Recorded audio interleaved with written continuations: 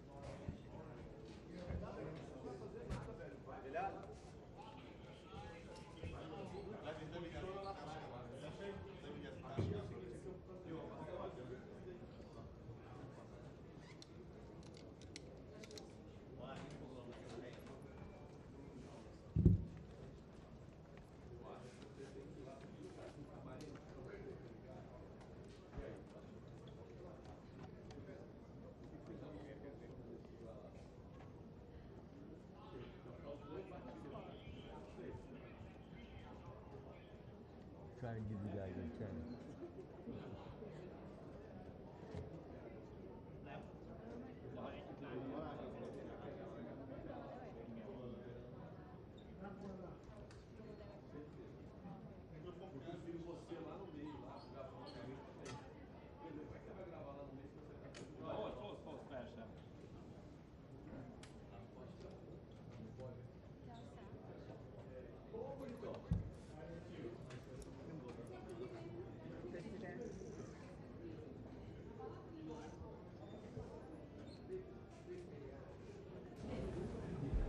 Audio. Mas diga-me, Sr. Presidente, o que é que Portugal traz a esta... São 80 anos de existência São das 80 Nações anos Unidas. e nós queremos mais 80 anos. Mas, Sr. Presidente, sabia que é inédito? 80 anos e a África é o único continente que não está representado Mas no sabe o que é que Conselho de Portugal Segurança. pensa? Nós achamos que tem de haver uma reforma do Conselho de Segurança com presença permanente africana, com presença dos sítios, com países como o Brasil e a Índia presentes. Isto é, uma transformação profunda do Conselho de Segurança para corresponder ao mundo de hoje. O Conselho de Segurança corresponde ao mundo de 45. Exatamente. Já lá vai muito tempo. Então apoia a entrada. Claro, mas apoiamos há anos. Obrigada, Sempre. Sr. Presidente. Beijinho. O discurso do presidente Lula junto ao presidente Trump, o senhor acha que os dois deveriam encontrar aqui e conversar? Aqui todo mundo se encontra com todo mundo. Ainda ontem encontrei o presidente Lula porque eu falei assim a ele. E, portanto, cruzamos-nos.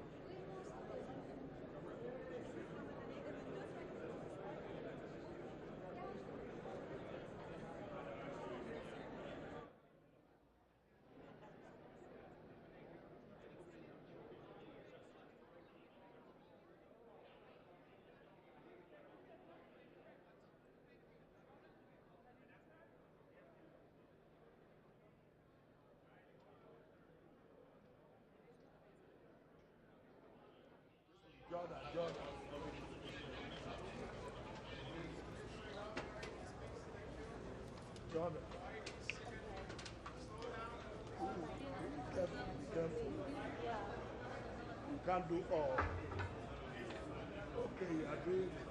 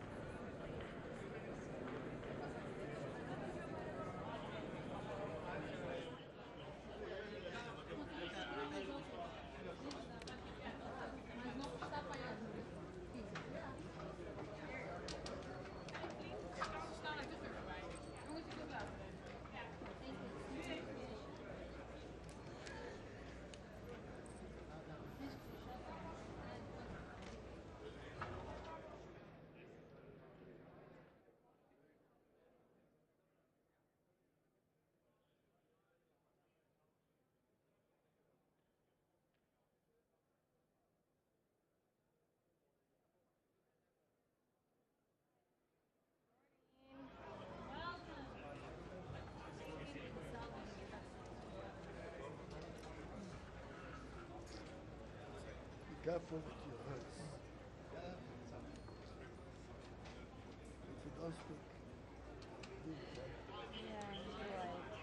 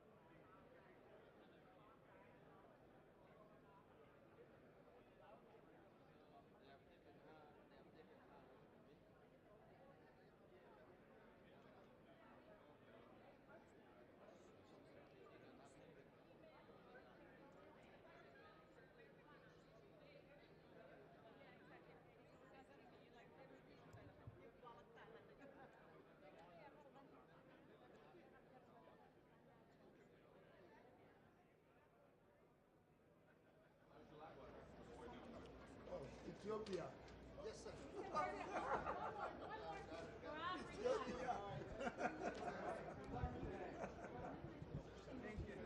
No, it's Oh, Mr. President, good morning. How are you? Could you speak at the end? I know, but maybe later. Thank you, sir. That was good.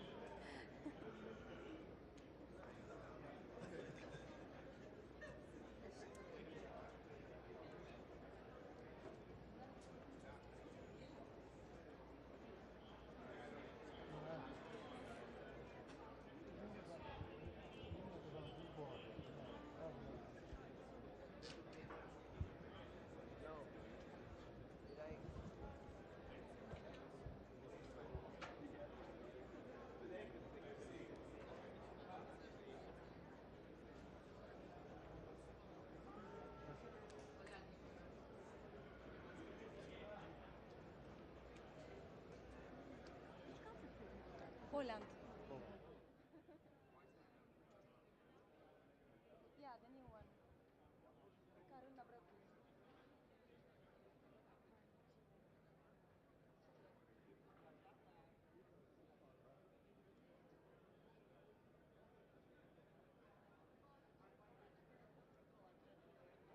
Buenos días, presidente.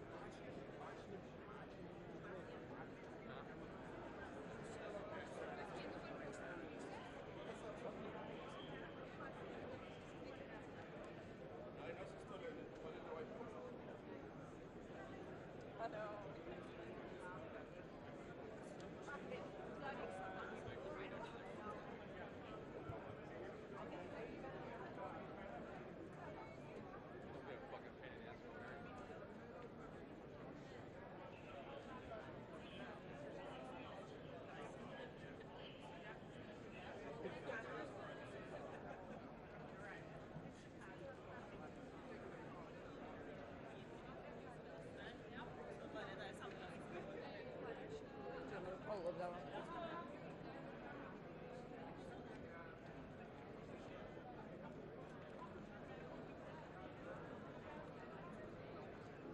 Você vai saber onde isso é.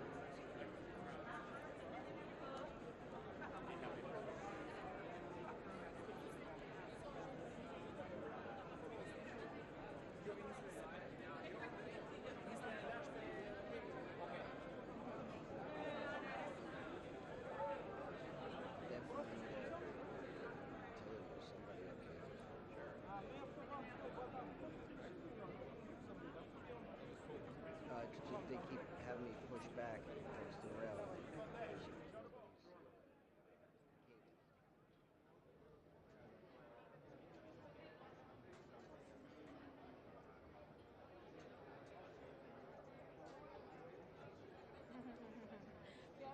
Be careful with the camera. Yeah, you're on TV. We don't want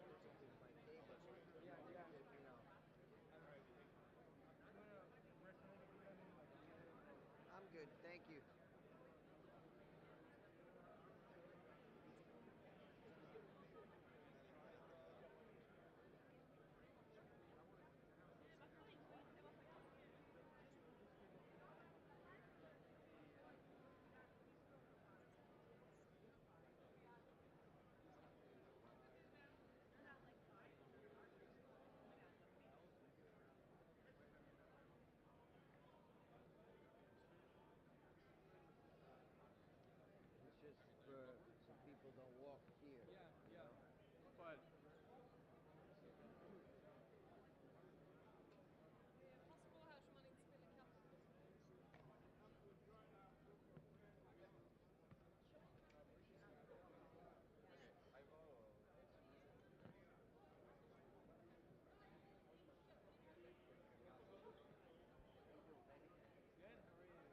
Yeah. Brazil came in this already or no? Brazil come in yet?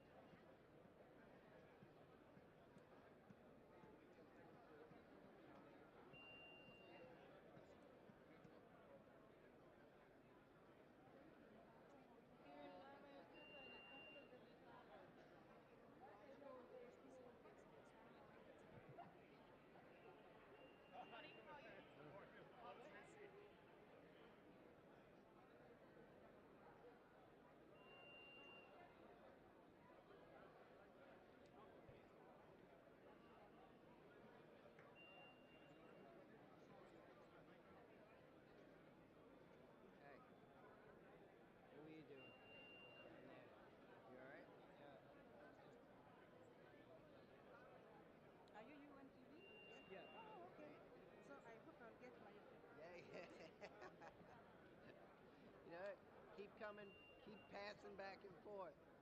This is Pamela. We are always communicating. Yes. I'm always sending for the credentials, you know? Yeah. Yeah. Okay. You just... Pamela. Yeah.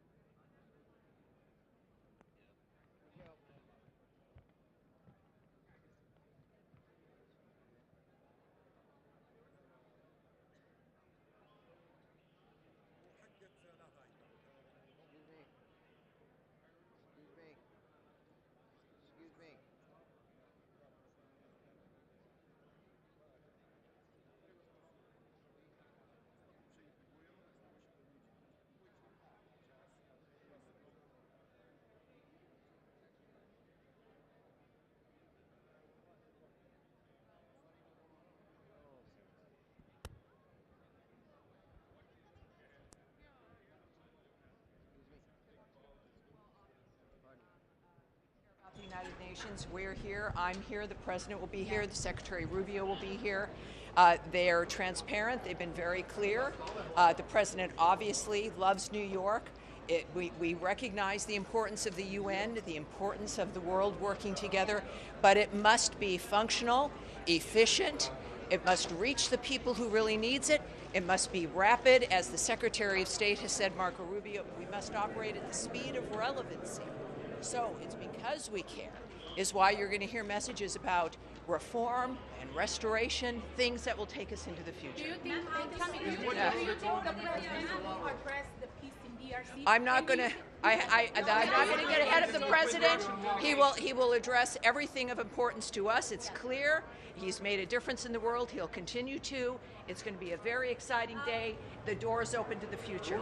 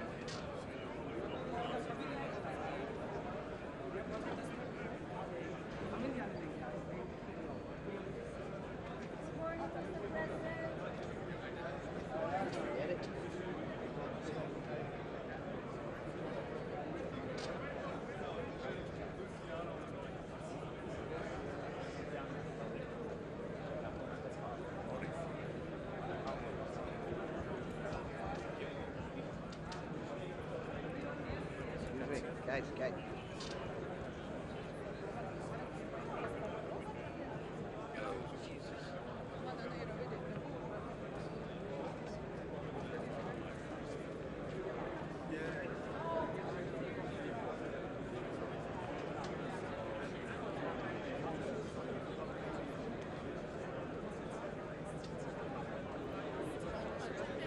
Fato sem ter acreditado.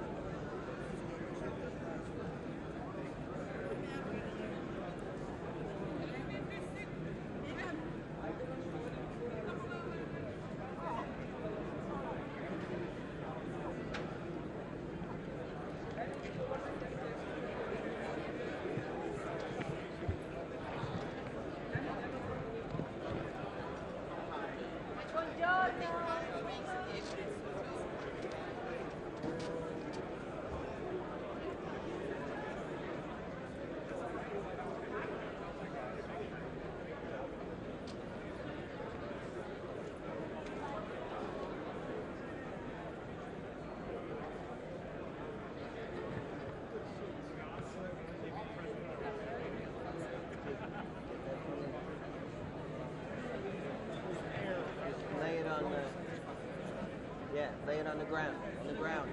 On the ground. Thank you.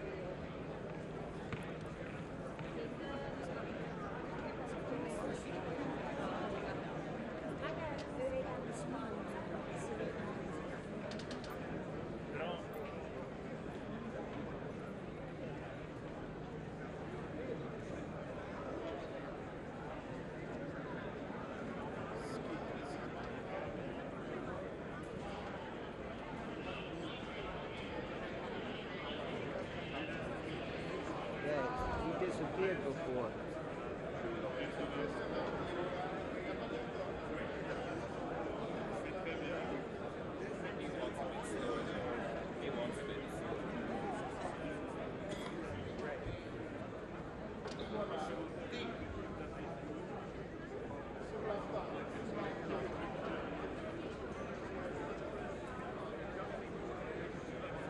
Big motorcade's coming.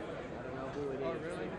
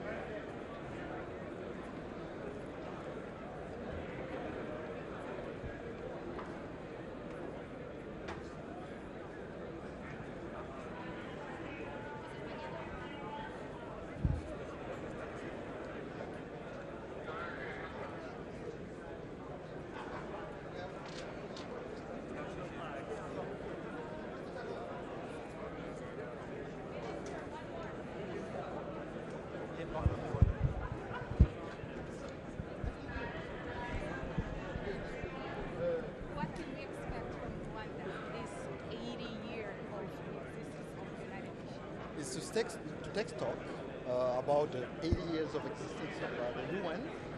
You remember that the UN was created after the Holocaust, a genocide. But there are failures that happened during the last 80 years, including the genocide against the Tutsi in Rwanda.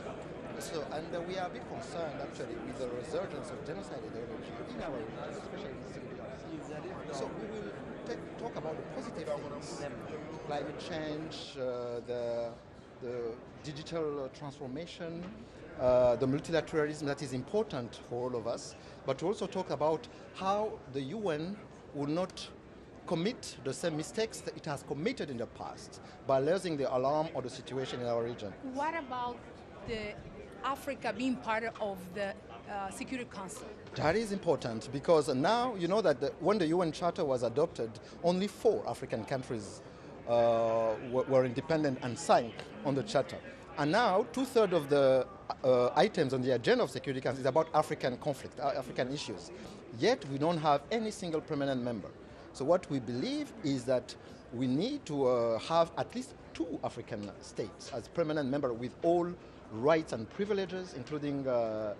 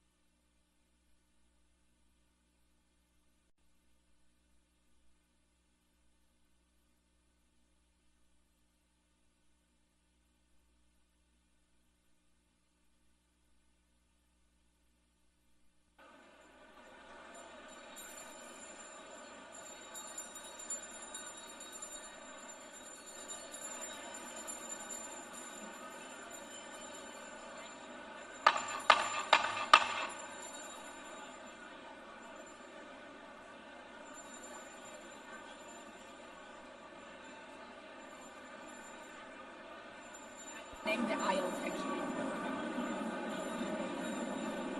Please take your seats. We are going to start now.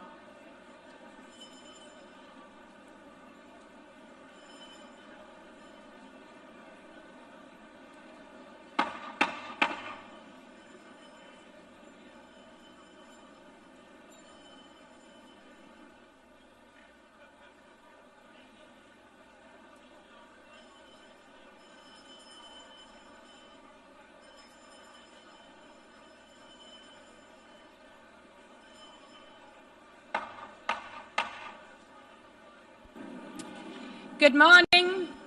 Good morning, heads of states, excellencies, dear guests, people watching from home. The 4th plenary meeting of the General Assembly is called to order.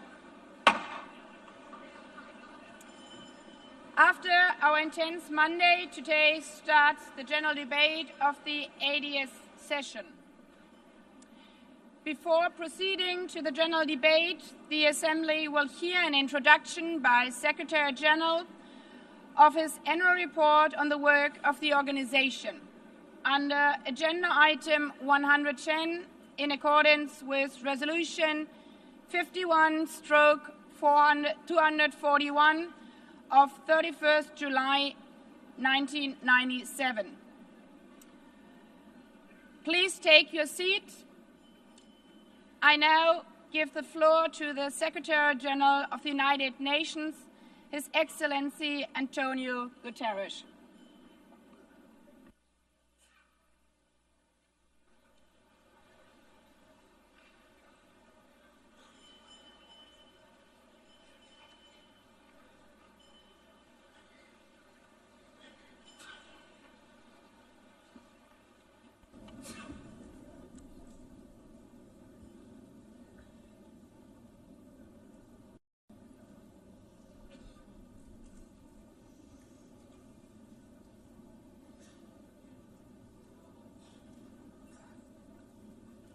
Please, could you take your seats?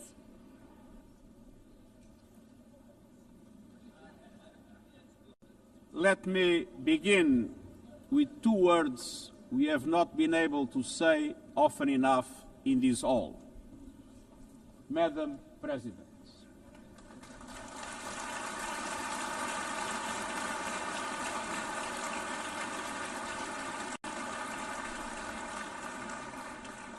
Excellencies, ladies and gentlemen, 8 years ago, in a world scorched by war, leaders made a choice: cooperation over chaos, law over lawlessness, peace over conflict. And that choice gave birth to the United Nations, not as a dream for perfection, but as a practical strategy for the survival of humanity.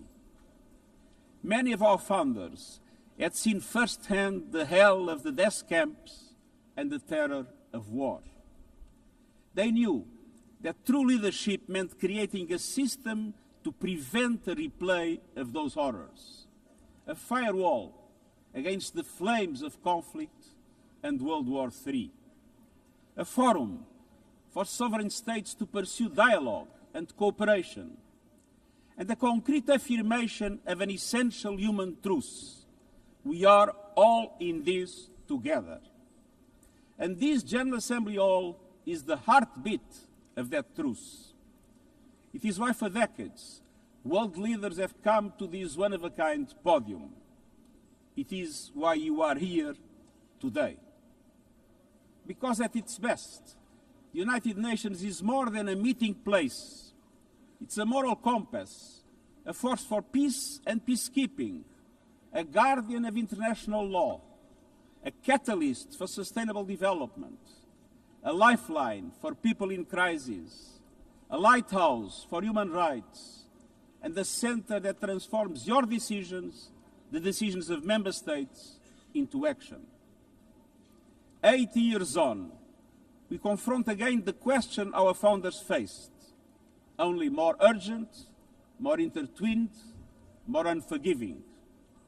What kind of world do we choose to build together?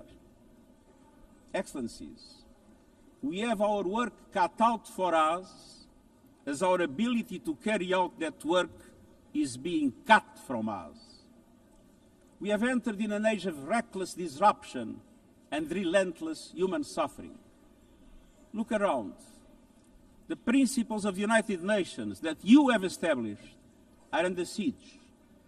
Listen, the pillars of peace and progress are buckling under the weight of impunity, inequality, and indifference. Sovereign nations invaded, hunger weaponized, truth silence, rising smoke from bombed-out cities, rising anger in fractured societies, rising seas swallowing coastlines. Each one a warning, each one a question. What kind of world will we choose? A world of raw power or a world of laws?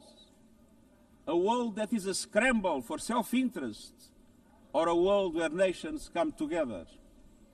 A world where might makes right or a world of rights for all?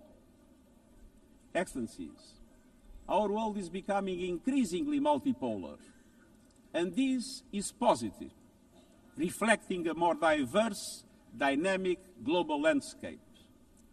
But multipolarity without effective multilateral institutions can court chaos, as Europe has learned the hard way, resulting in World War I. It was multipolar, but there was no multilateral institutions. So let's be clear. International cooperation is not naivete. It is hard-headed pragmatism.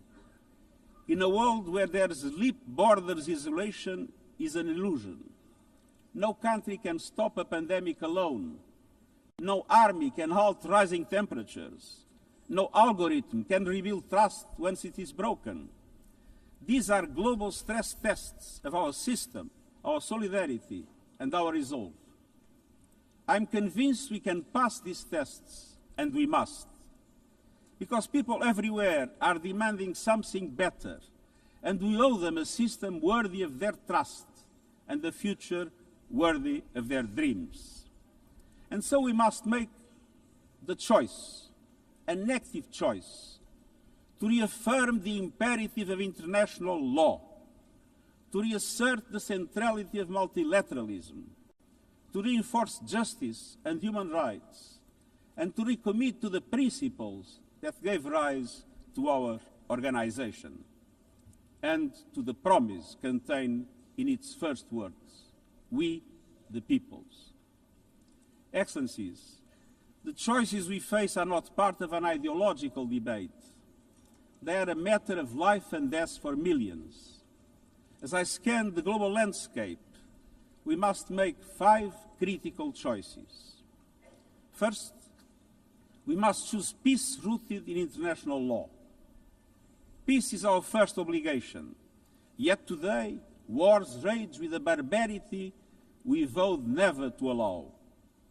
Too often, the Charter is brandished when convenient and trampled when not. But the Charter is not optional. It is our foundation. And when the foundation cracks, everything built upon fractures. Around the world, we see countries acting as if the rules don't apply to them.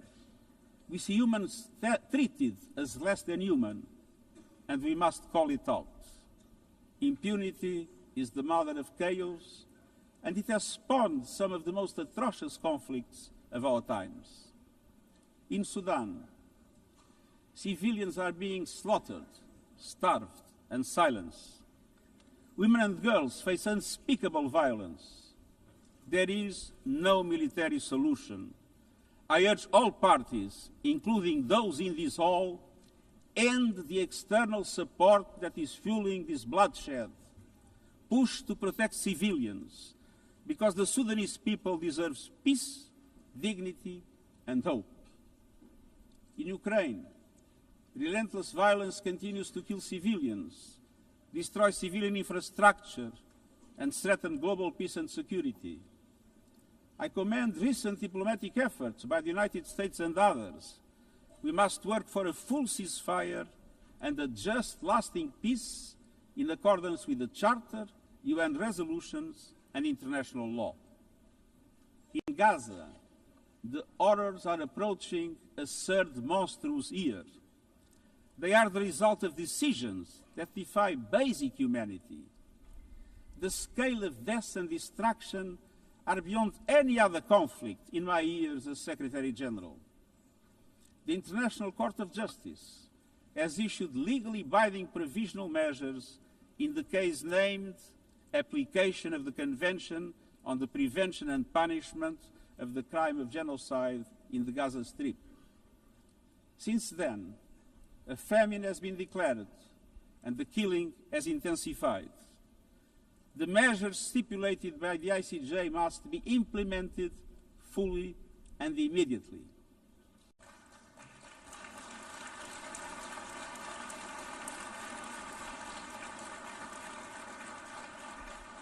Nothing can justify the horrific Hamas terror attacks of October 7 and the taking of hostages, both of which I have repeatedly condemned. And nothing can justify the collective punishment of the Palestinian people and the systematic destruction of Gaza. We know what is needed. Permanent ceasefire now. All the hostages released now. Full humanitarian access now. And we must not relent in the only viable answer to sustainable Middle East peace, a two-state solution as so eloquently reaffirmed yesterday. We must urgently reverse dangerous trends on the ground. Relentless settler expansion and violence and the looming threat of annexation must stop.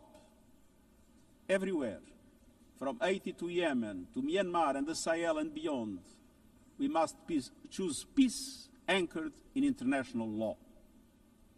The past year has brought glimmers of hope, including the ceasefire between Cambodia and Thailand, and the agreement between Azerbaijan and Armenia brokered by the United States.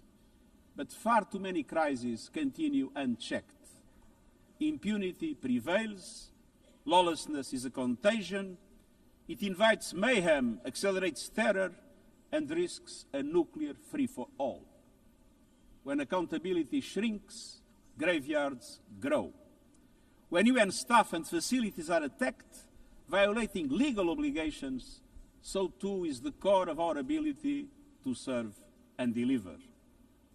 The Security Council must live up to its responsibilities. It must be more representative, more transparent, and more effective. And beyond crisis response, we must tackle the injustices that ignite conflict: exclusion, inequality, impunity, and corruption.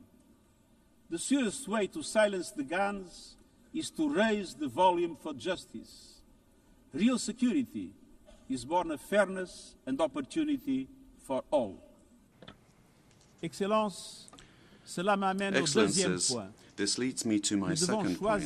We must choose human dignity and human rights. Les droits humains ne sont pas Human un ornement rights de la are not paix. an ornament Ils en of sont le peace. socle. They're its bedrock. Les droits humains, sociaux, Human rights, économiques, politiques, social, civiques cultural, et political, culturels and civil sont are universels, universal, indivisibles indivisible, et and interdépendants. interdependent.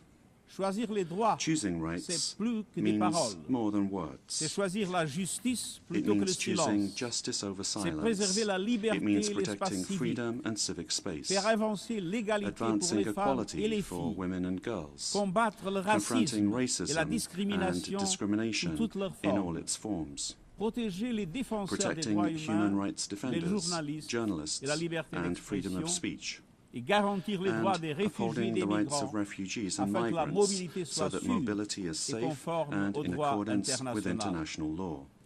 Les droits humains sont un Human combat rights quotidien, are a daily battle, en ligne comme hors online ligne. and offline. Ils exigent de la They volonté require politique, political will. mais la dignité ne se But résume dignity pas à la is not only protection des droits. about the protection of Elle rights. exige pleinement concrétiser ces droits About grâce rights à un fulfilled développement through inclusif inclusive et and résilient. resilient development. Des droits qui mettent fin à la Rights that pauvreté put an end et à la to faim. poverty and hunger. Des droits qui ouvrent Rights de la that voie de open l'éducation, doors de la to santé education, et des health opportunités. and opportunity.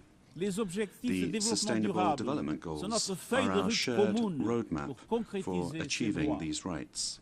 Mais pour avancer sur But cette in order voie, to make il faut progress du down this carburant. road, we need Ce fuel. carburant, c'est le And financement. that fuel is Et nous savons ce qu'un finance. développement bien mené peut We've seen accomplir. what development done right can Au deliver. cours de la dernière In the past décennie, decade, des millions de personnes millions supplémentaires ont more have accédé à gained access to l'électricité, electricity, à des solutions de cuisson clean propres cooking et à solutions, l'Internet. and to the Le internet. mariage des enfants Child marriage recule, is in retreat. la représentation des femmes Women's avance, representation is mais les growing, coupes dans l'aide au but cuts développement to aid font des are ravages. wreaking havoc. Pour un grand nombre de personnes, They are elles a death représentent une sentence condamnation for many. à mort. Pour tant d'autres, For so un many more, avenir confisqué. a stolen future. C'est là tout le This paradoxe is de the notre great époque. paradox of our time. Nous avons les solutions, We have the mais nous solutions, siphonnons le but we carburant are qui siphoning nous off the permettrait fuel d'avancer. that would make it possible to make Choisir la progress. dignité, c'est choisir To la choose justice dignity, we financière must choose et la financial solidarité. justice and solidarity. Nous devons réformer We need l'architecture to financière reform the international internationale financial afin architecture qu'elle soit au so that it service du drives développement development de for all. toutes et de tous.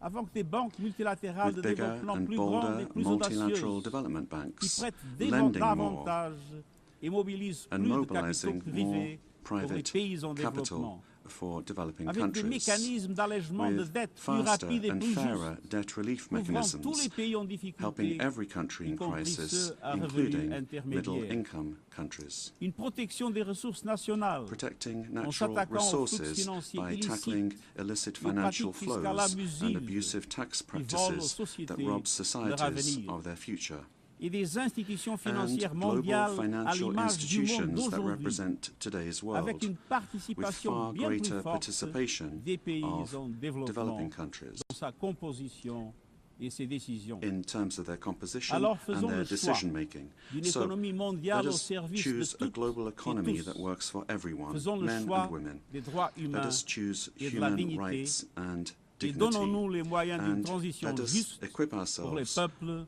with the et la means planète. to ensure a transition Excelências, for people and the planet. esto nos leva a la tercera opción. Excellencies, this brings me to Debemos the third elegir la choice. justicia We must climática. choose climate justice. La crisis climática The se está climate crisis acelerando, is accelerating, pero las soluciones but también. so are the solutions. El futuro de la energía The clean limpia energy future ya no es una is no promesa longer a lejana, distant promise. ya está aquí. It's already here. Ningún gobierno, No government, industria o industry, interés or special especial interest puede can detenerlo. stop it. Pero algunos lo But están some are intentando, trying, prejudicando a las hurting economías, economies, imponiendo locking precios in más higher altos prices, y and desperdiciando squandering una a oportunidad historic histórica. opportunity. Excellencies, fossil fuels are a losing bet. Last year, almost all new power capacity came from renewables, and the investment is surging. Renewables are the cheapest and fastest source of new power. They create jobs, drive growth, shield economies from volatile oil and gas markets, connect the unconnected, and can free us from the tyranny of fossil fuels. But not at today's pace. Clean energy investment remains uneven. 21st century grids and storage are not rolling out fast enough. And public subsidies, taking from taxpayer money, still flow to fossil fuels over clean energy by a factor of 9 to 1. Meanwhile, emissions, temperatures, and disasters keep rising. And those least responsible suffer the most. Science says limiting global temperature rise to 1.5 degrees by the end of this century is still possible, but the window is closing. The International Court of Justice has affirmed the legal obligation of states. We must step up action and ambition, especially to strengthen national climate plans. Tomorrow, I will welcome leaders to announce new targets. The G20, the biggest emitters, must lead, guided by common but differentiated responsibilities. But all countries must step up and do more as we head to the UN Climate Conference in Brazil. By accelerating action in energy, forests, methane and industrial decarbonization. By defining a credible roadmap to mobilize $1.3 trillion annually in climate finance by 2035 for developing countries. By supporting just transitions, by doubling finance for adaptation to at least $40 billion this year, and rapidly deploying proven tools to unlock billions more in concessional finance. And by capitalizing the Loss and Damage Fund with significant contributions. All of these requires government, international financial institutions, philanthropies, civil society, and the private sector to work together. To provide fiscal space to developing countries and unlock new innovative sources of finance at scale, including solidarity levies on high-emitting sectors and debt swaps. We have the solutions and tools, but we must choose climate justice and climate action. First, we must choose to put technology at the service of humanity. Artificial intelligence is rewriting human existence in real time, transforming how we learn, work, communicate, and what we can trust. And the question is not how to stop it, but how to steer it for the greater good. Technology must be our servant, not our master. It must promote human rights, human dignity, and human agency. Yet today, AI's advancement in outpacing regulation and responsibility and is concentrated in a few hands. And the risks are expanding to new frontiers, from biotech to autonomous weapons. We are witnessing the rise of tools for mass surveillance, mass social control, mass disruption, and even mass destruction. Tools that can drain energy, strain ecosystems, and intensify the race for critical minerals, potentially stoking instability and conflict. Yet, these technologies remain largely ungoverned. We need universal guardrails and common standards across platforms. No company should be above the law. No machines should decide who lives or dies. No system should be deployed without transparency, safety, and accountability. Last month, this Assembly took a historic step, establishing an independent international scientific panel on AI and an annual global dialogue on AI governance. Two new pillars of a shared architecture, connecting science with policy to bring clarity and foresight, enabling innovation to flourish while advancing our values and our rights, and ensuring governments, companies, and civil society can help shape common norms. We must build on these mechanisms and close the capacity gap. All countries must be able to design and develop AI, not just to consume it. I have proposed voluntary financing options to build AI computing power, data, and skills in developing nations. No country should be locked out of the digital future or locked into systems it cannot shape or trust. And governments must lead with vision, and companies must act with responsibility. And we, the international community, must ensure that technology lifts up humanity. So let us choose cooperation over fragmentation, ethics over expediency, and transparency over opacity. Technology will not wait for us, but we can still choose what it serves. So let us choose wisely. Fifth and finally, to meet all these goals, we must choose to strengthen the United Nations for the 21st century. The forces shaking our world are also testing the foundations of the United Nations system. We are being hit by rising geopolitical tensions and divisions, chronic uncertainty, and mounting financial strain.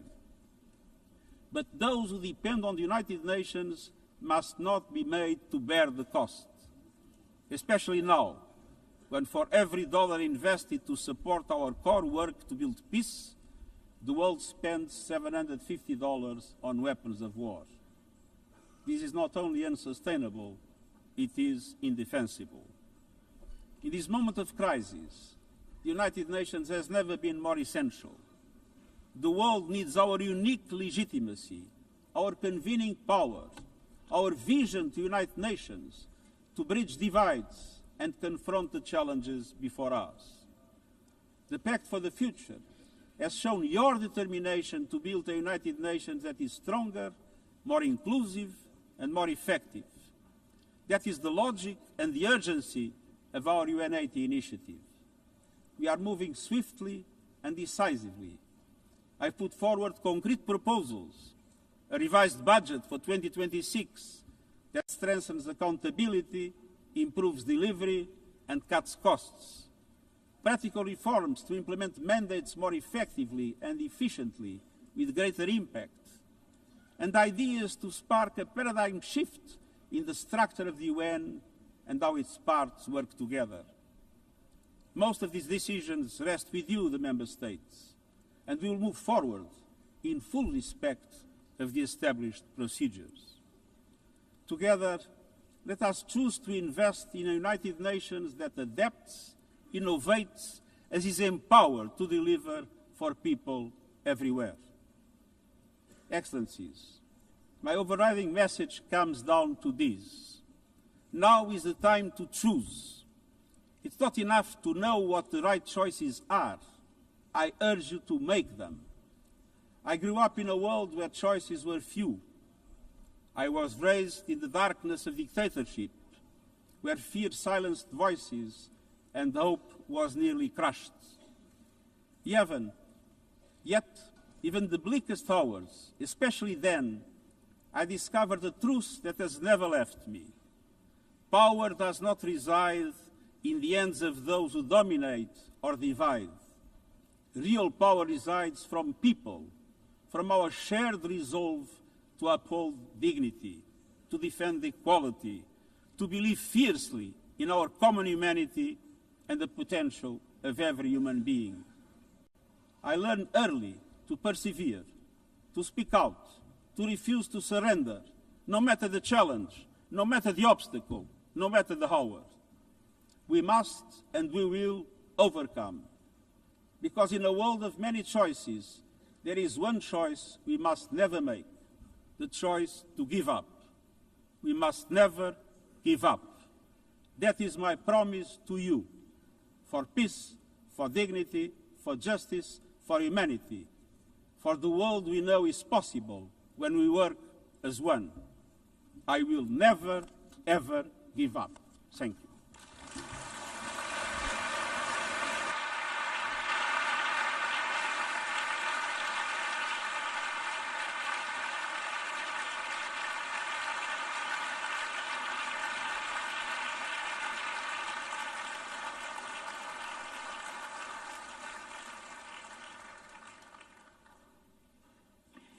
I thank the Secretary General.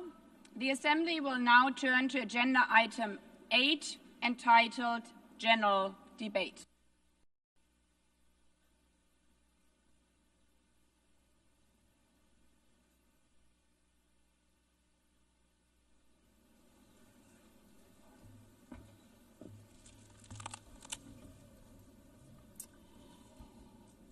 Years, longer than average human life. This anniversary of the United Nations should have been a moment of celebration. But this is not an ordinary year. Just look at the state of our world, as the Secretary General described. Thousands of orphans in Gaza are wandering around the rubble, eating sand, drinking contaminated water. 90-year-old women in Ukraine are hiding from drones, trapped in their homes instead of living their final years in peace. Children in Haiti, too afraid to walk to school, afraid they might be gunned down by gangs like their friends. And for every conflict and tragedy that seizes the headlines, there are so many more that are forgotten, lost to the news cycle. Like women in Democratic Republic of the Congo, shielding their daughters from armed groups, fearful they might be raped. And Rohingya children, spending their whole childhood in tattered tents, unable to remember what their home looks like. Faced with these realities, now is not the time to celebrate, but to ask ourselves, where is the United Nations? Distinguished heads of state and government, Mr. Secretary General, Excellencies, ladies and gentlemen, people out there in the world watching us. Clearly, we have to do better.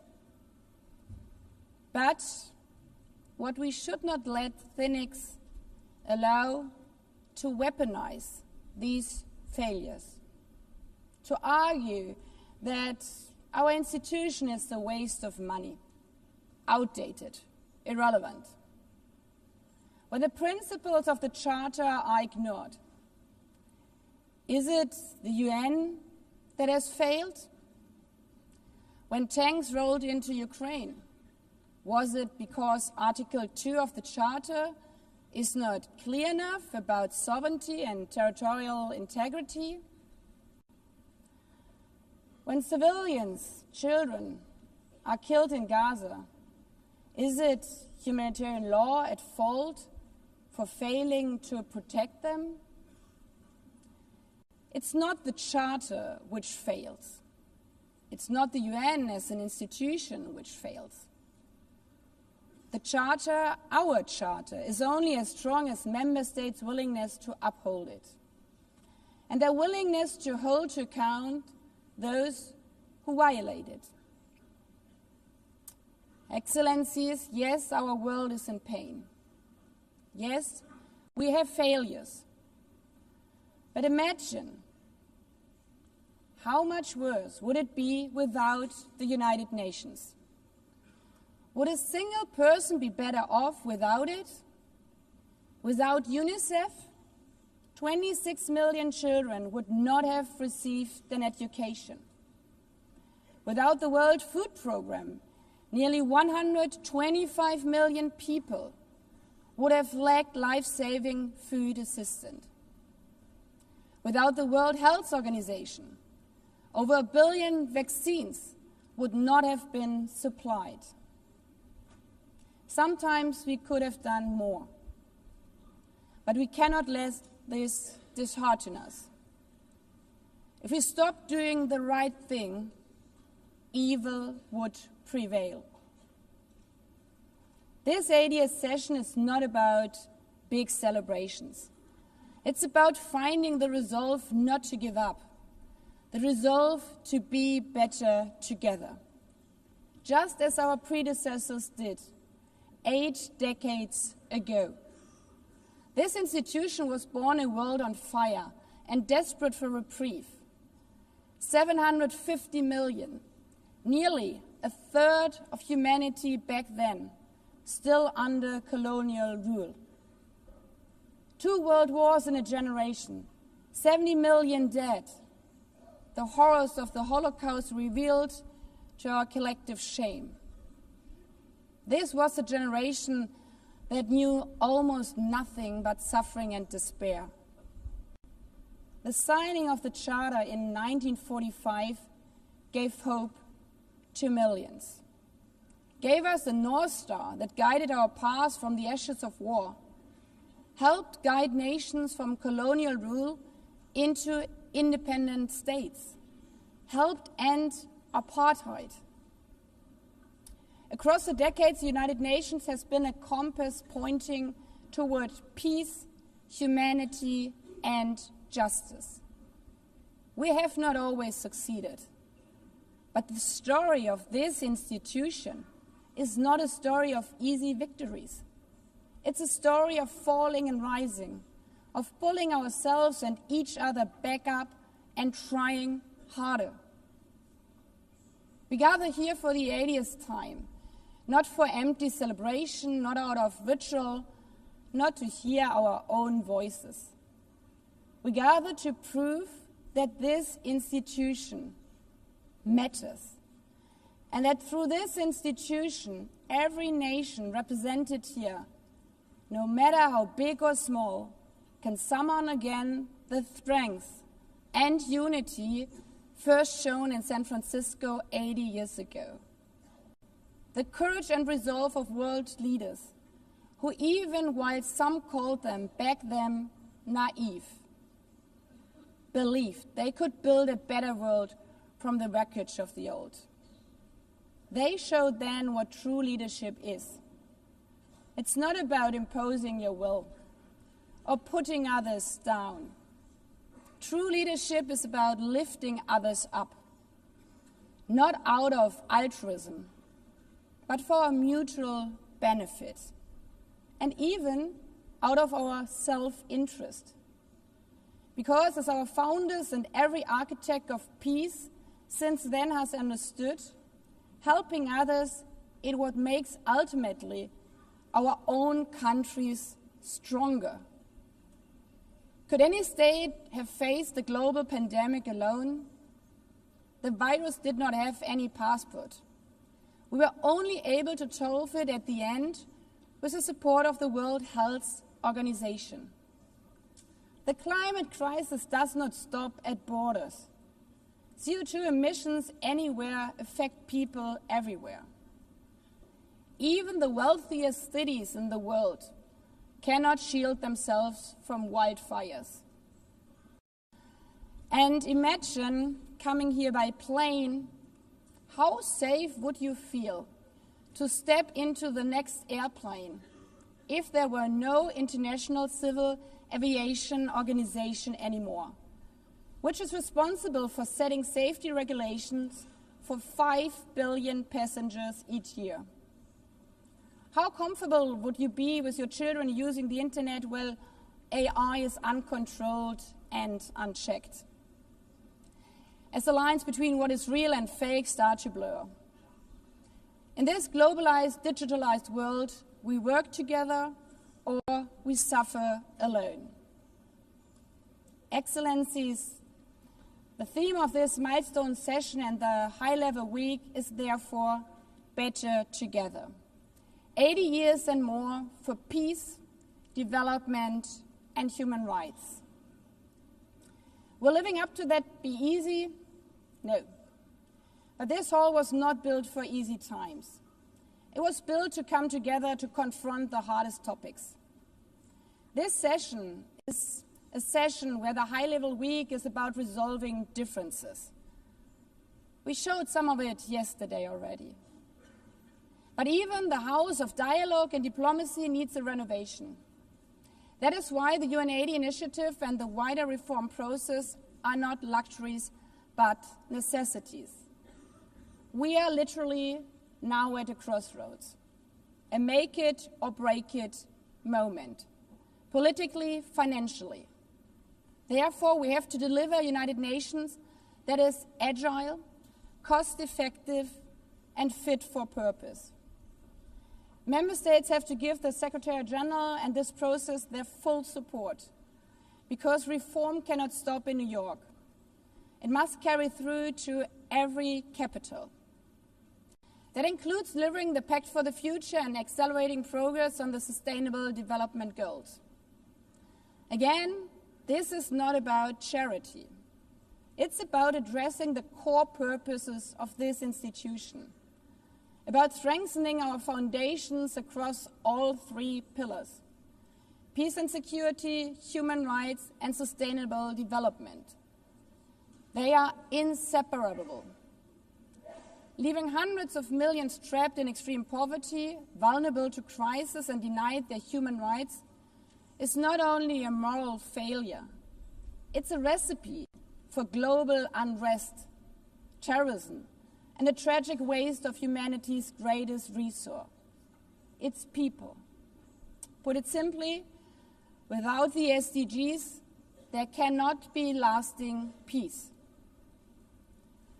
Excellencies, our future as an institution will also be shaped by the selection of the next Secretary General. And here we must pause and reflect. In nearly 80 years, this organization has never chosen a woman for that role.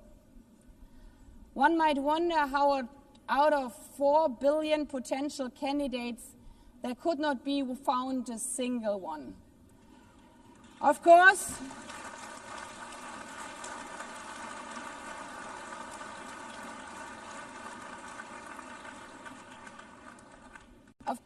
the choice rests with member states. But those of you having been there yesterday celebrating Beijing, one strong female leader after the other from all our continents. Like 80 years ago, we are standing at a crossroads. And it's up to us, to every single member state, to live up to the same leadership as your predecessors did, to act when action is needed, to uphold the principles of our charter, to be better together, to show the people around the world that this United Nation is there. Today, tomorrow, and for the next 8 decades. Because, after all, it's the life insurance for every country.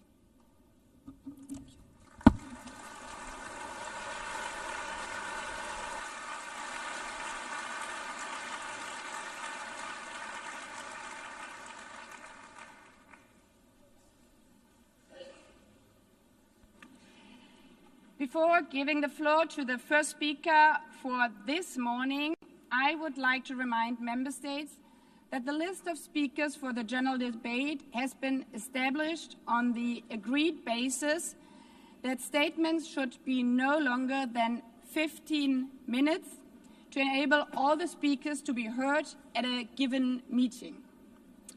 Within this time frame, I would like to appeal to speakers to deliver their statements at a reasonable pace so that interpretation into the other official languages may be provided properly. I would also like to draw your attention to the decision taken by the Assembly at previous sessions, namely that the practice of expressing congratulations inside the Assembly Hall after speech has been delivered is strongly discouraged. After delivering their statements from the rostrum, speakers are invited to exit the hall through room JA200, located behind the podium, before returning to their seats. May I take it that the Assembly agrees to proceed in this manner? It's so decided. Finally, I should like to draw the attention of Member States that during the general debate, official photographers are in the room and will take official photographs of all speakers by the Department of Global Communications. Members interested in obtaining these photographs are requested to contact the Photo Library of the United Nations. By this, the Assembly will hear an address by His Excellency Luiz Inácio Lula da Silva, President of the Federative Republic of Brazil. I request the protocol to escort His Excellency and invite him to address the Assembly.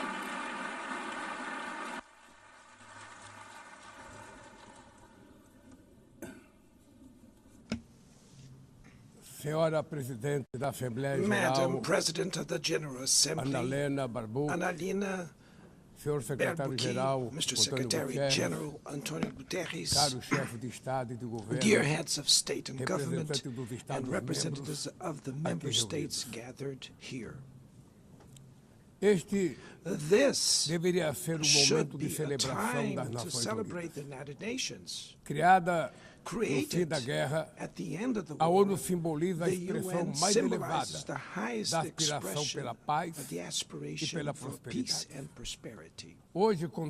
Today, however, the ideals that inspired its founders in San Francisco are under threat as never before in their history. Multilateralism is at a new crossroads. The organization's authority is in check. We are witnessing the consolidation of an international order marked by repeated concessions to power play, attacks on sovereignty, arbitrary sanctions, and unilateral interventions are becoming the rule.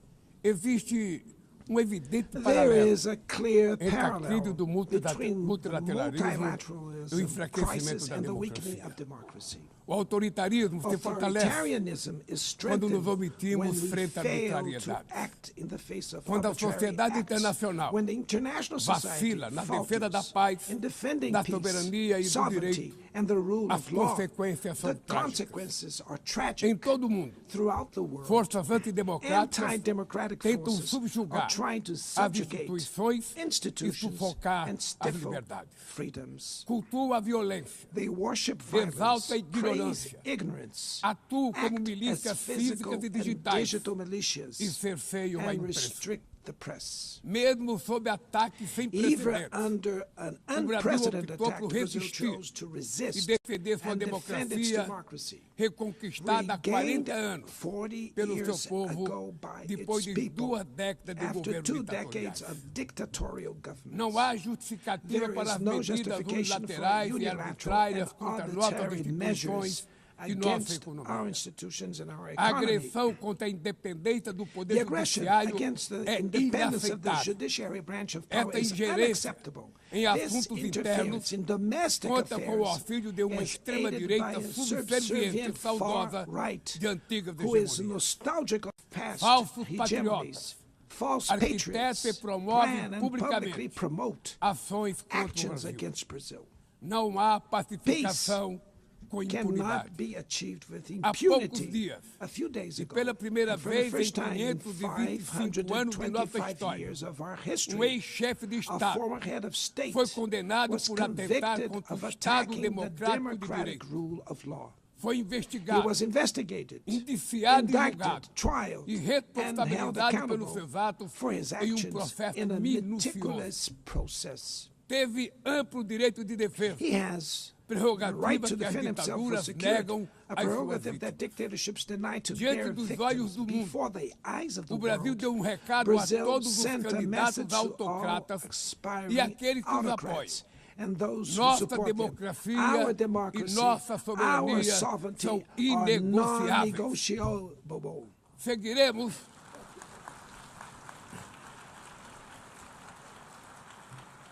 Seguiremos como We will nação continue independente as an e independent como povo nation livre and as de a people qualquer tipo de free tutela. from any type of guardianship. Democracias sólidas Sound vão além democracies do go ritual beyond eleitoral. the electoral ritual. Seu vigor Its strength pressupõe a redução das presupposes the desigualdades, reduction of a garantia inequalities, dos the direitos mais guarantee of the elementares, most basic a rights, alimentação, food, a segurança, safety, o trabalho, work, a moradia, housing, a educação education, e a and saúde. health.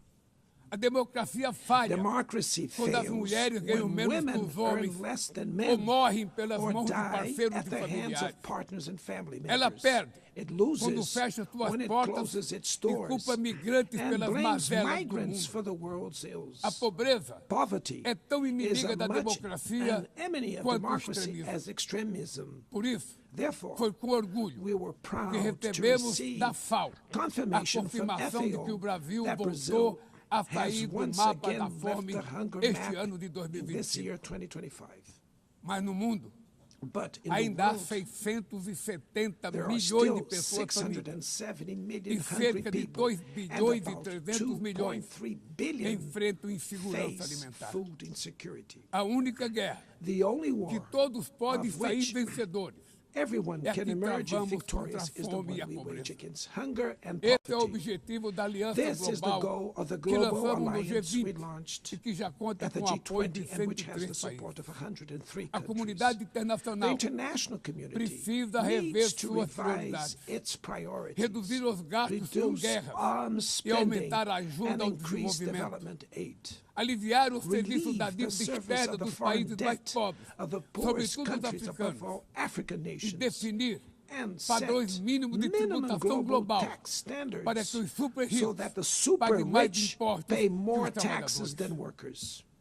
A democracia também se Democracy mede is pela also capacidade measured by de the proteger ability as to famílias protect e a families infância. and the childhood. As plataformas digitais Digital platforms trazem offer possibilidade de nos possibilities for aproximar us to come como together jamais in havíamos ways we imaginado, never imagined. mas têm sido usadas But they para have been semear used for intolerância, sowing misoginia, intolerance, misogyny, xenofobia e desinformação. xenophobia, and A internet misinformation. The internet não pode ser terra cannot be sem a lei. land of Cabe ao poder público lawlessness. proteger It's os up mais to governments vulneráveis. to protect the most Regular vulnerable. não é Regulating restringir does a not liberdade de mean expressão, restraining é freedom garantir of que expression. o que It's já é about ilegal ensuring no mundo real that what is seja already tratado assim illegal in the também real no world is ambiente treated digital, the no way in ambiente the virtual virtual. environment. Ataques à Attacks regulação on regulation serve para encobrir serve to interesses cover up escusos hidden e dar interests guarida a and crimes provide como fraudes, shelter for tráfico de crimes pessoas, such pedofilia as fraud, e human investidas trafficking, contra a democracia. pedophilia, and attacks against O democracy. parlamento brasileiro, The Brazilian parliament corretamente,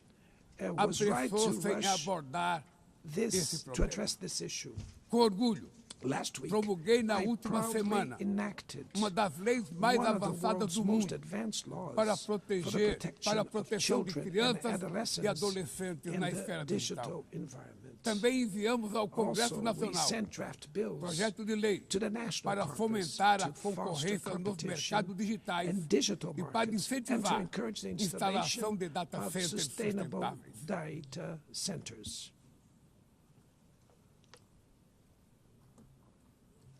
Para mitigar os riscos da inteligência artificial, apostamos na construção de uma governança multilateral em linha com o Pacto Digital Global aprovado neste plenário no ano passado.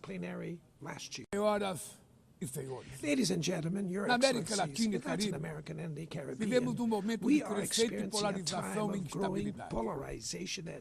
Manter a região como zona de paz sempre foi e é a nossa prioridade. Somos um continente livre de armas de destruição em massa, sem conflitos étnicos ou religiosos. É preocupante a equiparação entre a criminalidade e o terrorismo. A forma mais eficaz de combater o tráfico de drogas é a cooperação para reprimir a lavagem de dinheiro e limitar o comércio de armas. Usar força letal em situações que não constituem conflitos armados equivale a executar pessoas sem julgamento. Outras partes do planeta já testemunharam intervenções que causaram danos maiores do que se pretendia evitar, com graves consequências humanitárias. A via do diálogo não deve estar fechada na Venezuela. O Haiti tem direito a um futuro livre de violência. E é inadmissível que Cuba seja listada como o país que patrocina o terrorismo.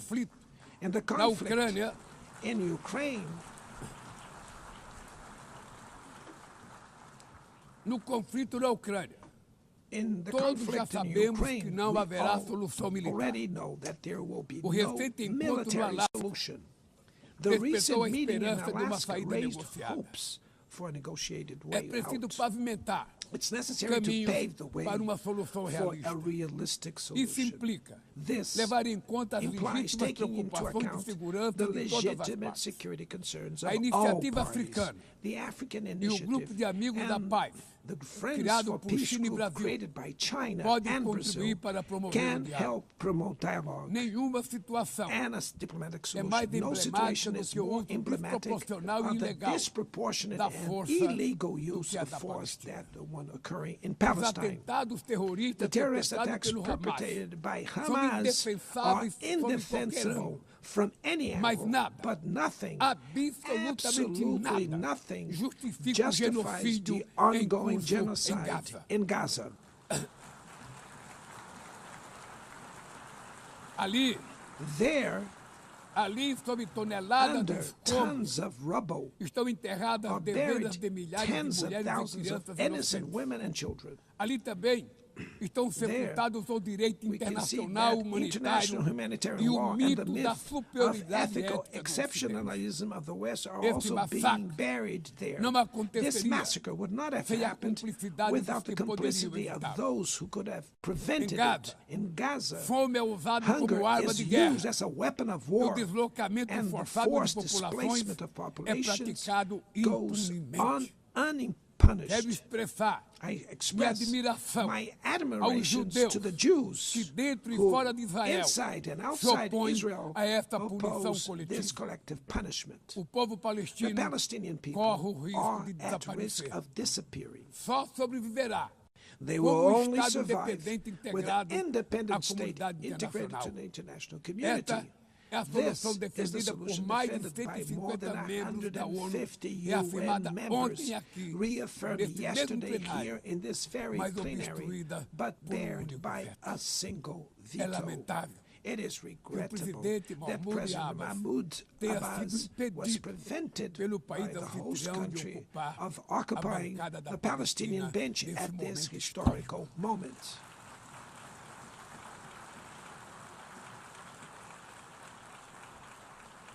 o alastramento desse spread conflito of this para o conflict to Lebanon, para a Síria, Syria, o Irã Iran, e o Qatar, Qatar fomenta a is escalada fueling armamentista an sem unprecedented precedentes. arms build-up. Senhoras Presidenta, Madam President, bombas e armas nucleares bombs não and vão nuclear nos weapons proteger da will crise not climática. protect us from the climate O ano de crisis. The year 2024 of 24 foi o mais was quente the já warmest registrado. already A registered. COP30 em Belém, no COP30 in Brasil, the city of Belém, será a Brazil, COP da will be verdade. the COP of truth. Será o momento It will dos be the líderes time mundiais for world leaders provarem to prove a the seriedade de seu seriousness of their compromisso com o commitment to planeta. the planet. Sem ter o quadro Without completo das a complete contribuições picture nacionalmente determinadas, of the a chamada NDCs, NDC, nationally determined caminharemos de olhos contributions, vendados para o we were verdadeiro walking abismo. blindfolded towards O the Brasil abyss. se Brazil comprometeu a has reduzir committed entre to 59% e reducing its emissions by 67% suas 59 to emissões, and abrangendo todos os gases de covering efeito all estufa greenhouse em gases todos os and setores da all economia. sectors of the economy. Nações em desenvolvimento Developing nations enfrentam a mudança do face clima climate change ao mesmo tempo while que lutam grappling contra outros with desafios. other challenges. Enquanto isso, Meanwhile, países ricos rich countries usufruem enjoy de padrão de a vida obtido standard às of custas de living 200 reached anos at de the emissões de expense of gás. 200 years of greenhouse Exigir gas maior emissions. ambição e Demanding maior acesso greater a ambition recursos and greater e access tecnologias to não é resources uma and questão de technology. caridade, It's not a matter of é charity, apenas uma but questão de of justiça. justice. A corrida The por minerais race for críticos critical essenciais minerals para a essential transição for energética energy não transition pode cannot reproduzir a lógica reproduce the predatória predatory que and marcou asymmetrical os últimos logic séculos. that has Em characterized Belém, recent centuries. In o Belém mundo vai City, conhecer the a world realidade will da learn Amazônia. about the O reality of Brasil the já Amazon. reduziu pela metade Brazil has already o reduced desmatamento na região deforestation by nos half 2 in the últimos anos. region in the last 2 years. Erradicá-lo requer Eradicating garantia, it condições requires dignas de vida para ensuring seus milhões decent de living habitantes. conditions for its millions of Fomentar o inhabitants. desenvolvimento Promoting sustentável sustainable development é o objetivo is the do Fundo objective of the Florestas Tropical Tropicais Forest para Forever sempre, Facility, que o Brasil which pretende Brazil intends lançar to launch para remunerar to compensate os países que countries mantêm that suas keep their florestas em forests pé. standing. É chegado o momento de passar But the time has da come fase to da prove, negociação to move para a from the etapa da negotiation phase to the implementação. implementation O mundo stage. deve The muito ao world regime owes a lot to the criado pela regime Convenção created do by the Clima. Climate Convention. Mas é necessário Climate change trazer o combate à needs mudança to do be clima brought para to o the coração heart da of the ONU UN para que ela tenha so that a it atenção gets que the merece. attention it deserves. Conselho A vinculado à council Assembleia Geral, linked to the General com Assembly força e with the legitimidade power para and monitorar legitimacy to compromissos, monitor dará commitments, coerência provide à ação climática. coherence to climate action. Trata-se de um passo This is a fundamental fundamental step na direção de uma towards reforma a mais broader abrangente da reform of the organização, organization, que contemple which também would um also Conselho de include Segurança an ampliado expanded nas security duas council categorias in de the seus two membros. member categories. Poucas áreas Few areas retrocederam have tanto worsened como o as much sistema as the multilateral de comércio. multilateral trading system.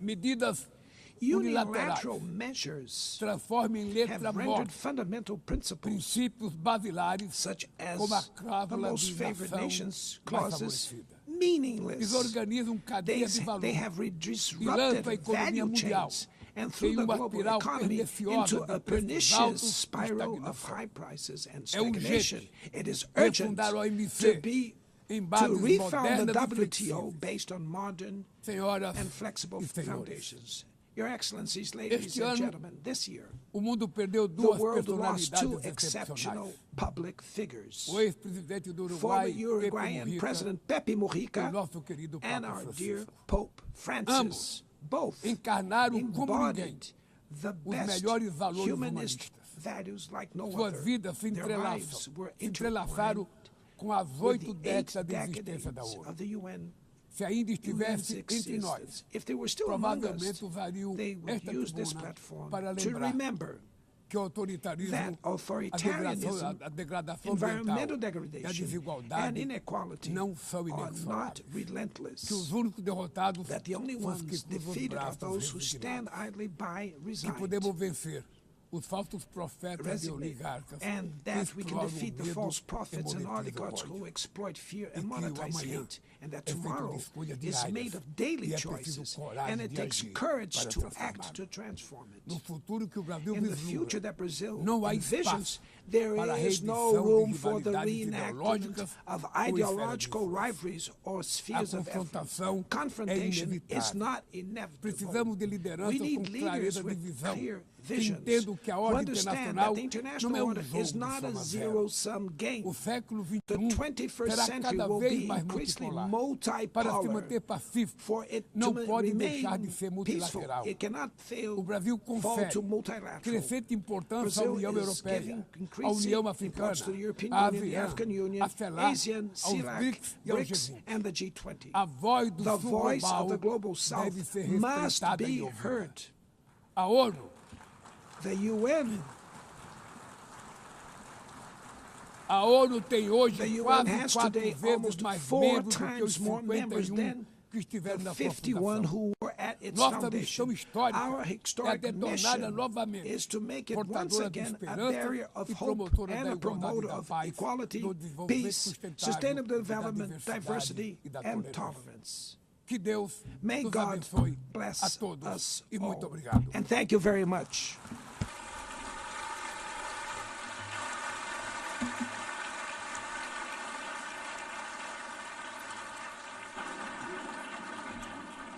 On behalf of the Assembly, I wish to thank the President of the Federative Republic of Brazil,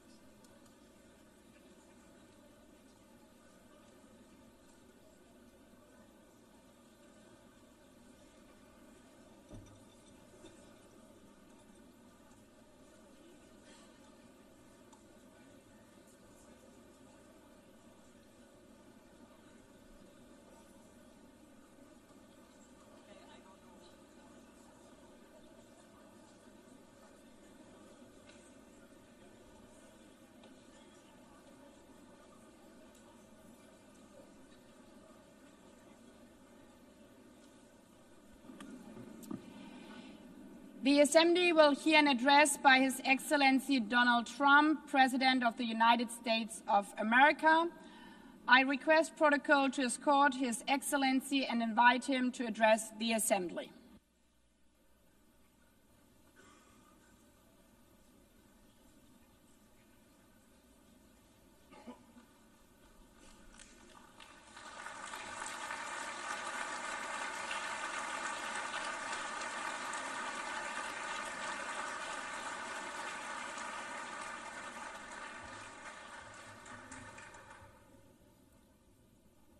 Thank you very much.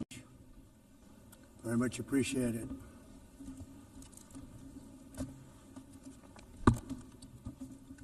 And I don't mind making this speech without a teleprompter, because the teleprompter is not working.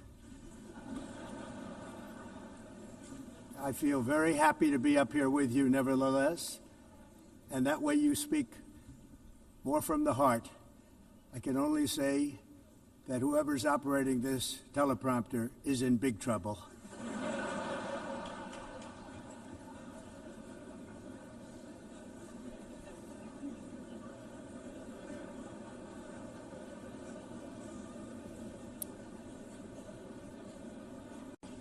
Hello, Madam First Lady. Thank you very much for being here. And Madam President, Mr. Secretary General, First Lady of the United States, distinguished delegates, ambassadors, and world leaders. 6 years have passed since I last stood in this grand hall and addressed a world that was prosperous and at peace in my first term. Since that day, the guns of war have shattered the peace I forged on 2 continents. An era of calm and stability gave way to one of the great crises of our time. And here in the United States, 4 years of weakness, lawlessness, and radicalism under the last administration delivered our nation into a repeated set of disasters. 1 year ago, our country was in deep trouble, but today, just 8 months into my administration, we are the hottest country anywhere in the world, and there is no other country even close. America is blessed with the strongest economy, the strongest borders, the strongest military, the strongest friendships, and the strongest spirit of any nation on the face of the earth. This is indeed the golden age of America. We are rapidly reversing the economic calamity we inherited from the previous administration, including ruinous price increases and record-setting inflation. Inflation like we've never had before. Under my leadership, energy costs are down, gasoline prices are down, grocery prices are down, mortgage rates are down, and inflation has been defeated. The only thing that's up is the stock market, which just hit a record high. In fact, it hit a record high 48 times in the last short period of time. Growth is surging, manufacturing is booming. The stock market, as I said, is doing better than it's ever done. And all of you in this room benefit by that, almost everybody. And importantly, workers' wages are rising at the fastest pace in more than 60 years. And that's what it's all about, isn't it? In 4 years of President Biden, we had less than $1 trillion of new investment into the United States. In just 8 months since I took office, we have secured commitments and money already paid for $17 trillion. Think of it, 4 years, less than $1 trillion, 8 months, much more than $17 trillion is being invested in the United States, and it's now pouring in from all parts of the world. We've implemented the largest tax cuts in American history and the largest regulation cuts in American history, making this once and again the best country on earth to do business. And many of the people in this room are investing in America, and it's turned out to be an awfully good investment during this 8-month period. In my first term, I built the greatest economy in the history of the world. We had the best economy ever, history of the world. And I'm doing the same thing again, but this time it's actually much bigger and even better. The numbers far surpass my record-setting first term. On our southern border, we have successfully repelled a colossal invasion. And for the last 4 months, and that's 4 months in a row, the number of illegal aliens admitted and entering our country has been 0. Hard to believe, because if you look back just a year ago, it was millions and millions of people pouring in from all over the world, from prisons, from mental institutions, drug dealers. All over the world they came. They just poured into our country with the ridiculous open border policy of the Biden administration. Our message is very simple. If you come illegally into the United States, you're going to jail, or you're going back to where you came from, or perhaps even further than that. You know what that means. I want to thank the country of El Salvador for the successful and professional job they've done in receiving and jailing so many criminals that entered our country. And it was under the previous administration that the number became record-setting, and they're all being taken out. We have no choice. And other countries have no choice, because other countries are in the exact same situation with immigration. It's destroying your country, and you have to do something about it. On the world stage, America is respected again like it has never been respected before. You think about 2 years ago, 3 years ago, 4 years ago, or 1 year ago, we were a laughingstock all over the world.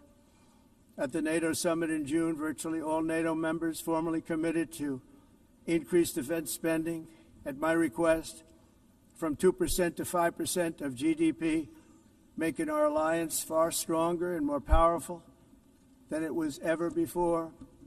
In May, I traveled to the Middle East to visit my friends and rebuild our partnerships in the Gulf, and those valued relationships with Saudi Arabia, Qatar, and the UAE and other countries are now, I believe, closer than ever before. My administration has negotiated one historic trade deal after another, including with the United Kingdom, the European Union, Japan, South Korea, Vietnam, Indonesia, the Philippines, Malaysia, and many, many others. Likewise, in a period of just 7 months, I have ended 7 unendable wars. They said they were unendable. You're never going to get them solved. Some were going for 31 years, 2 of them, 31, think of it, 31 years. One was 36 years. One was 28 years. I ended 7 wars. And in all cases, they were raging with countless thousands of people being killed. This includes Cambodia and Thailand, Kosovo and Serbia, the Congo and Rwanda, a vicious, violent war that was, Pakistan and India, Israel and Iran, Egypt and Ethiopia, and Armenia and Azerbaijan. It included all of them. No president or prime minister, and for that matter, no other country has ever done anything close to that. And I did it in just 7 months. It's never happened before. There's never been anything like that. I'm very honored to have done it. It's too bad that I had to do these things instead of the United Nations doing them. And sadly, in all cases, the United Nations did not even try to help in any of them. I ended 7 wars, dealt with the leaders of each and every one of these countries, and never even received a phone call from the United Nations offering to help in finalizing the deal. All I got from the United Nations was an escalator that on the way up stopped right in the middle. If the First Lady wasn't in great shape, she would have fallen, but she's in great shape. We're both in good shape. We both stood. And then a teleprompter that didn't work. These are the 2 things I got from the United Nations, a bad escalator and a bad teleprompter. Thank you very much. And by the way, it's working now. It just went on. Thank you. I think I should just do it the other way. It's easier. Thank you very much. I didn't think of it at the time because I was too busy working to save millions of lives. That is the saving and stopping of these wars. But later I realized that the United Nations wasn't there for us. They weren't there. I thought of it really after the fact, not during these negotiations, which were not easy. That being the case, what is the purpose of the United Nations? The UN has such tremendous potential. I've always said it. It has such tremendous, tremendous potential, but it's not even coming close to living up to that potential. For the most part, at least for now, all they seem to do is write a really strongly worded letter and then never follow that letter up. It's empty words, and empty words don't solve war. The only thing that solves war and wars is action. Now, after ending all of these wars and also earlier negotiating the Abraham Accords, which is a very big thing for which our country received no credit, never receives credit. Everyone says that I should get the Nobel Peace Prize for each one of these achievements. But for me, the real prize will be the sons and daughters who live to grow up with their mothers and fathers, because millions of people are no longer being killed in endless and unglorious wars. What I care about is not winning prizes, it's saving lives. We saved millions and millions of lives with the 7 wars. and we have others that we're working on, and you know that. Many years ago, a very successful real estate developer in New York, known as Donald J. Trump, I bid on the renovation and rebuilding of this very United Nations complex. I remember it so well. I said at the time that I would do it for $500 million, rebuilding everything. It would be beautiful. I used to talk about, I'm going to give you marble floors. They're going to give you terrazzo. I'm going to give you the best of everything. You're going to have mahogany walls. They're going to give you plastic. But they decided to go in another direction, which was much more expensive at the time, and which actually produced a far inferior product. And I realized that they did not know what they were doing when it came to construction, and that their building concepts were so wrong, and the product that they were proposing to build was so bad and so costly. It was going to cost them a fortune. And I said, and wait till you see the overruns. Well, I turned out to be right. They had massive cost overruns and spent between $2 and $4 billion on the building and did not even get the marble floors that I promised them. You walk on terrazzo. Do you notice that? As far as I'm concerned, frankly, looking at the building and getting stuck on the escalator, they still haven't finished the job. They still haven't finished. That was years ago. The project was so corrupt that Congress actually asked me to testify before them on the tremendous waste of money, because it turned out that they had no idea what it was, but they knew it was anywhere between $2 and $4 billion as opposed to $500 million with a guarantee. But they had no idea, and I said it cost much more than $5 billion. Unfortunately, many things in the United Nations are happening just like that, but on an even much bigger scale, much, much bigger. Very sad to see. Whether the UN can manage to play a productive role, I've come here today to offer the hand of American leadership and friendship to any nation in this assembly that is willing to join us in forging a safer, more prosperous world. And it's a world that we'll be much happier with. A dramatically better future is within our reach. But to get there, we must reject the failed approaches of the past and work together to confront some of the greatest threats in history. There is no more serious danger to our planet today than the most powerful and destructive weapons ever devised by man, of which the United States, as you know, has many. Just as I did in my first term, I've made containing these threats a top priority, starting with the nation of Iran. My position is very simple. The world's #1 sponsor of terror can never be allowed to possess the most dangerous weapon. That's why, shortly after taking office, I sent the so-called Supreme Leader a letter making a generous offer. I extended a pledge of full cooperation in exchange for a suspension of Iran's nuclear program. The regime's answer was to continue their constant threats to their neighbors and U.S. interests throughout the region and some great countries that are right nearby. Today, many of Iran's former military commanders, in fact, I can say almost all of them, are no longer with us. They're dead. And 3 months ago, in Operation Midnight Hammer, 7 American B-2 bombers dropped the 14 30,000-pound each bombs on Iran's key nuclear facilities, totally obliterating everything. No other country on earth could have done what we did. No other country has the equipment to do what we did. We have the greatest weapons on earth. We hate to use them. But we did something that for 22 years people wanted to do. With Iran's nuclear enrichment capacity demolished, I immediately brokered an end to the 12-day war, as it's called, between Israel and Iran, with both sides agreeing to fight no longer. As everyone knows, I have also been deeply engaged in seeking a ceasefire in Gaza. Have to get that done. Have to get it done. Unfortunately, Hamas has repeatedly rejected reasonable offers to make peace. We can't forget October 7th, can we?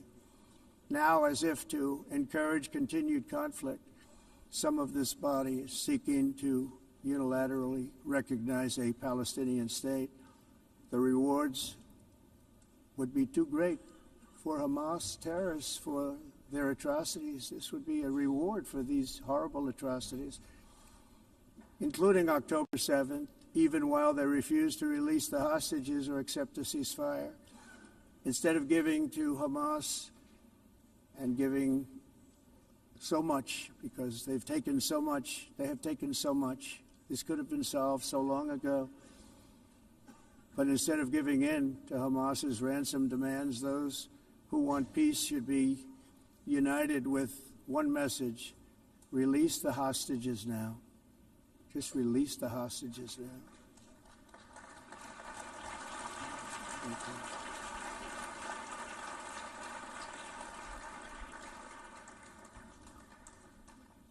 Thank you. As we have got to come together, and we will come together, got to get it done. We have to stop the war in Gaza immediately. We have to stop it. We have to get it done. We have to negotiate, immediately have to negotiate peace. We got to get the hostages back. We want all 20 back. We don't want 2 and 4. As you know, I got, along with Steve Witkoff and others that helped us, Marco Rubio, we got most of them back. We were involved in all of them. But I always said the last 20 are going to be the hardest, and that's exactly what happened. We have to get them back now. We don't want to get back 2, and then another 2, and then 1, and then 3. Have this process. No, we want them all back, and we want the actually 38 dead bodies back too. Those parents came to me, and they want them back, and they want them back very quickly and very badly. As though they were alive, they want them. They want them every bit as much as if their son or daughter were alive. I've also been working relentlessly, stopping the killing in Ukraine. I thought that would be, of the 7 wars that I stopped, I thought that would be the easiest because of my relationship with President Putin, which had always been a good one. I thought that was going to be the easiest one. But, you know, in war, you never know what's going to happen. There are always lots of surprises, both good and bad. Everyone thought Russia would win this war in 3 days, but it didn't work out that way. It was supposed to be just a quick little skirmish. It's not making Russia look good. It's making them look bad. No matter what happens from here on out, this was something that should have taken a matter of days, certainly less than a week.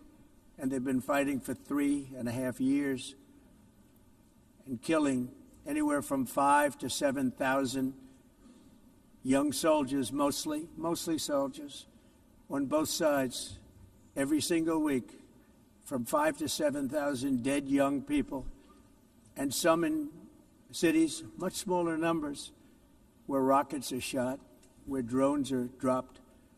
This war would never have started if I were president. This was a war that should have never happened. It shows you what leadership is, what bad leadership can do to a country. Look what happened to the United States, and look where we are right now in just a short period of time. The only question now is how many more lives will be needlessly lost on both sides. China and India are the primary funders of the ongoing war by continuing to purchase Russian oil.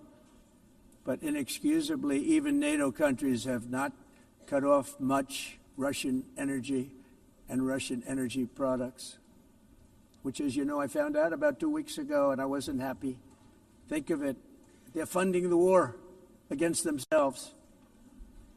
Who the hell ever heard of that one?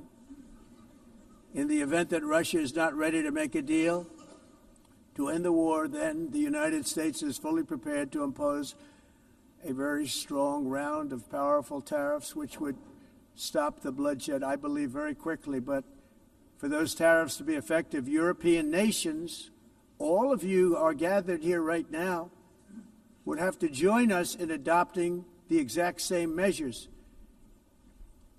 I mean, you're much closer to the city. We have an ocean in between. You're right there. And Europe has to step it up. They can't be doing what they're doing. They're buying oil and gas from Russia while they're fighting Russia.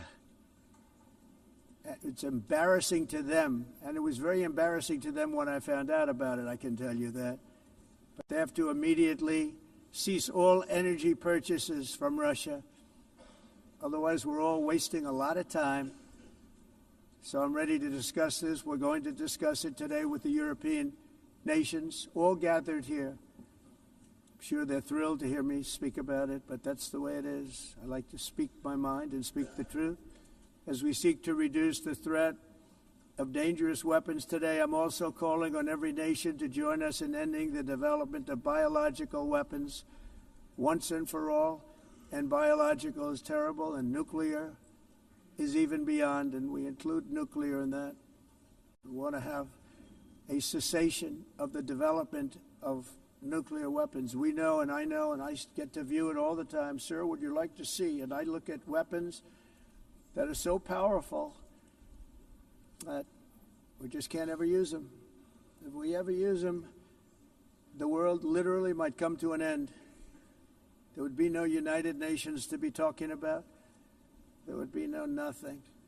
Just a few years ago, reckless experiments overseas gave us a devastating global pandemic. Yet despite that worldwide catastrophe, many countries are continuing extremely risky research into bioweapons and man-made pathogens. This is unbelievably dangerous. To prevent potential disasters, I'm announcing today that my administration will lead an international effort to enforce Biological Weapons Convention, which is going to be meeting with the top leaders of the world by pioneering an AI verification system that everyone can trust. Hopefully the UN can play a constructive role, and it will also be one of the early projects under AI. Let's see how good it is, because a lot of people are saying it could be one of the great things ever, but it also can be dangerous, but it could be put to tremendous use and tremendous good, and this would be an example of that. Not only is the UN not solving the problems it should, too often, it's actually creating new problems for us to solve. The best example is the #1 political issue of our time, the crisis of uncontrolled migration. It's uncontrolled. Your countries are being ruined. The United Nations is funding an assault on Western countries and their borders. In 2024, the UN budgeted $372 million in cash assistance to support an estimated 624,000 migrants journeying into the United States. Think of that. The UN is supporting people that are illegally coming into the United States, and then we have to get them out. The UN also provided food, shelter, transportation, and debit cards to illegal aliens. Can you believe that? On the way to infiltrate our southern border. Millions of people came through that southern border. Just a year ago, millions and millions of people were pouring in, 25 million altogether over the 4 years of the incompetent Biden administration. And now we have it stopped, totally stopped. In fact, they're not even coming anymore because they know they can't get through. But what took place is totally unacceptable. The UN is supposed to stop invasions, not create them and not finance them. In the United States, we reject the idea that mass numbers of people from foreign lands can be permitted to travel halfway around the world, trample our borders, violate our sovereignty, cause unmitigated crime, and deplete our social safety net. We have reasserted that America belongs to the American people, and I encourage all countries to take their own stand in defense of their citizens as well. You have to do that because I see it. I'm not mentioning names. I see it, and I can call every single one of them out. You're destroying your countries. They're being destroyed. Europe is in serious trouble. They've been invaded by a force of illegal aliens like nobody's ever seen before. Illegal aliens are pouring into Europe. Nobody's doing anything to change it, to get them out. It's not sustainable. And because they choose to be politically correct, they're doing just absolutely nothing about it. And I have to say, I look at London, where you have a terrible mayor, terrible, terrible mayor. And It's been so changed, so changed. Now they want to go to Sharia law, but you're in a different country. You can't do that. Both the immigration and their suicidal energy ideas will be the death of Western Europe if something is not done immediately. This cannot be sustained. What makes the world so beautiful is that each country is unique. But to stay this way, every sovereign nation must have the right to control their own borders. You have the right to control your borders, as we do now, and to limit the sheer numbers of migrants entering their countries and paid for by the people of that nation that were there and that built that particular nation at the time. They put their blood, sweat, tears, money into that country, and now they're being ruined. Proud nations must be allowed to protect their communities and prevent their societies from being overwhelmed by people they have never seen before, with different customs, religions, with different everything. Where migrants have violated laws, lodged false asylum claims, or claimed refugee status for illegitimate reasons, they should, in many cases, be immediately sent home. And while we will always have a big heart for places and people that are struggling and truly compassionate, answers will be given. We have to solve the problem, and we have to solve it in their countries, not create new problems in our countries. And we are very helpful to a lot of countries that are just not able to send their people anymore. They used to send them to us in caravans of 25,000, 30,000 people each. These massive caravans of people pouring into our country, totally unchecked and unvetted. But not anymore. According to the Council of Europe in 2024, almost 50% of inmates in German prisons were foreign nationals or migrants. In Austria, the number was 53% of the people in prisons were from places that weren't from where they are now. In Greece, the number was 54%, and in Switzerland, beautiful Switzerland, 72% of the people in prisons are from outside of Switzerland. When your prisons are filled with so-called asylum seekers who repaid kindness, and that's what they did, they repaid kindness with crime, it's time to end the failed experiment of open borders. You have to end it now. See, I can tell you, I'm really good at this stuff. Your countries are going to hell. In America, we've taken bold action to swiftly shut down uncontrolled migration. Once we started detaining and deporting everyone who crossed the border and removing illegal aliens from the United States, they simply stopped coming. They're not coming anymore. We're getting a lot of credit, but they're not coming anymore. This was a humanitarian act for all involved, because on the trips up, thousands of people a week were dying. Women were being raped. Nobody's ever seen anything like it. Raped, horribly beaten, raped. On the trip up, the journey up, it was a long walk. It was a long, arduous journey, indeed. And it was also a historic victory against human trafficking throughout the region. What we did was a victory, and we saved so many lives of people that wouldn't make the journey. That journey was loaded up with death. Loaded up with death. Dead bodies all along the roads of jungles. To get up, they go through jungles, they go through areas so hot you couldn't breathe. They were dying of suffocation, areas so hot that you couldn't breathe. Dead bodies all over. By them not coming, we're saving tremendous numbers of lives. My people have done a fantastic job in doing what they did, and the American public agrees with it. I mean, I was very proud to see this morning I have the highest poll numbers I've ever had. Part of it is because of what we've done on the border. I guess the other part is what we've done on the economy. Joe Biden's policies empowered murderous gangs, human smugglers, child traffickers, drug cartels, and prisoners from all over the world.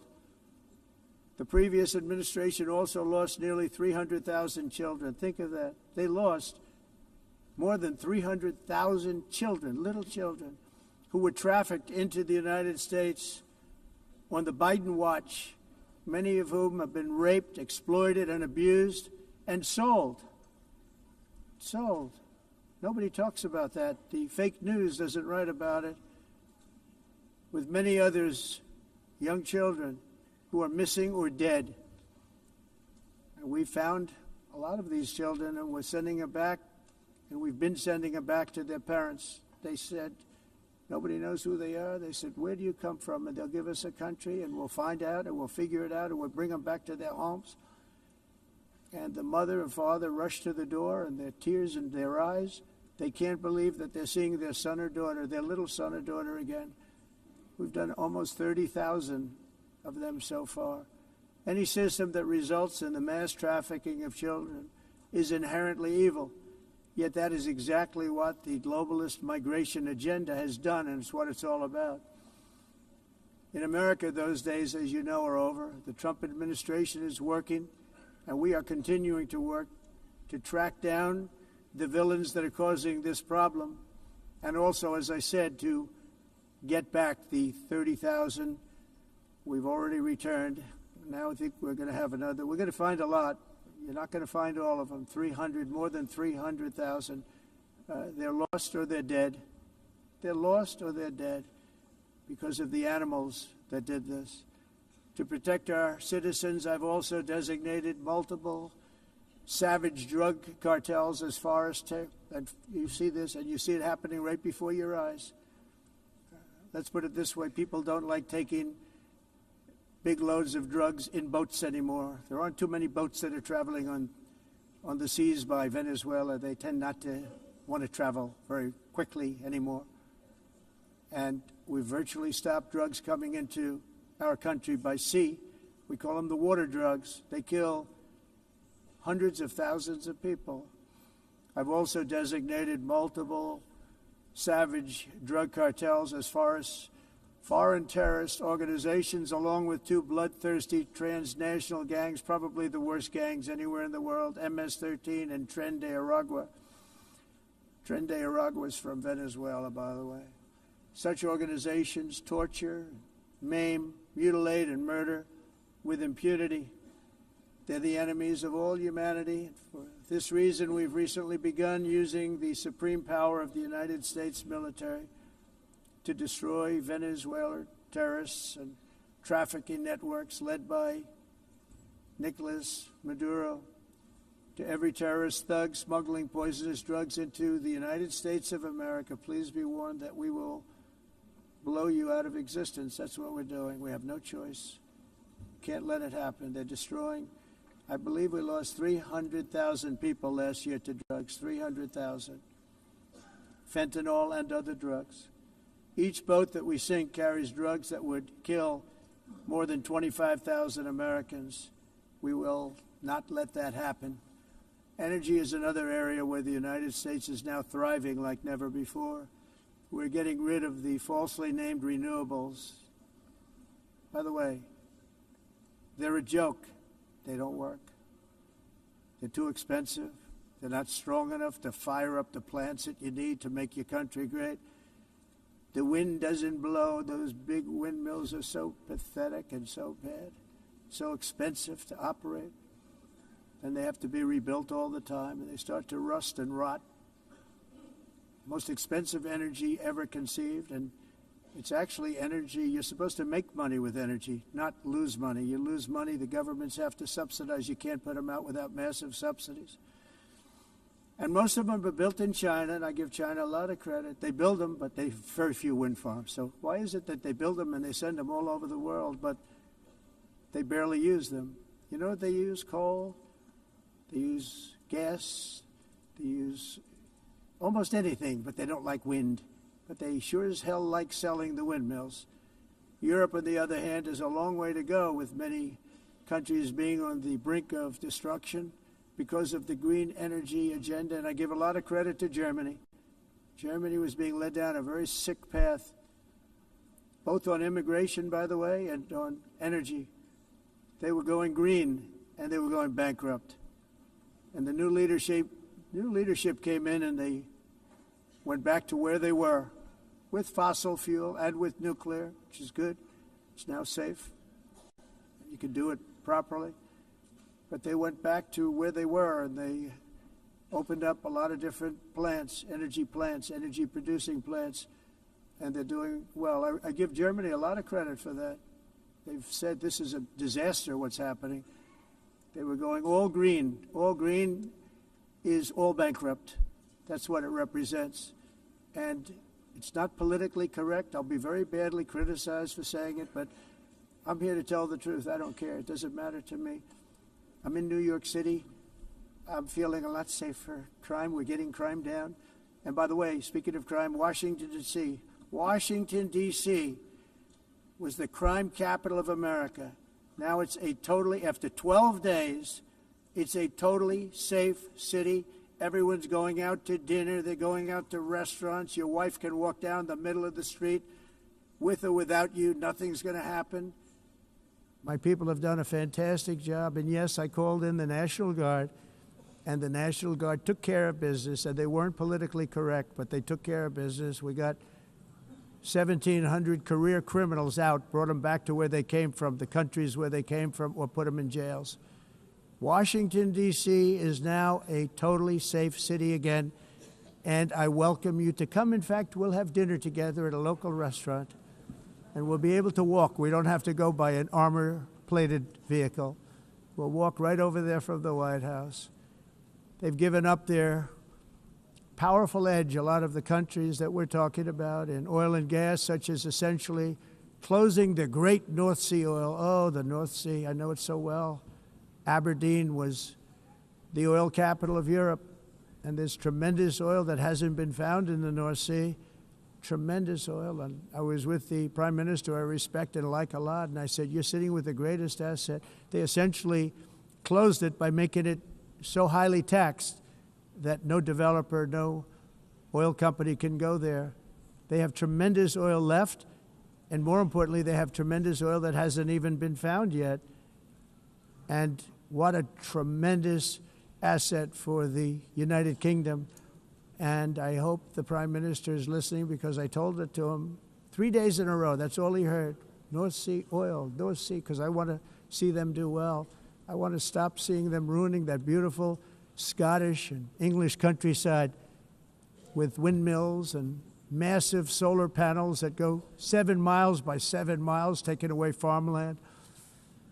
But we're not letting this happen in America. In 1982, the executive director of the United Nations Environmental Program predicted that by the year 2000, climate change would cause a global catastrophe. He said that it will be irreversible, as any nuclear holocaust would be.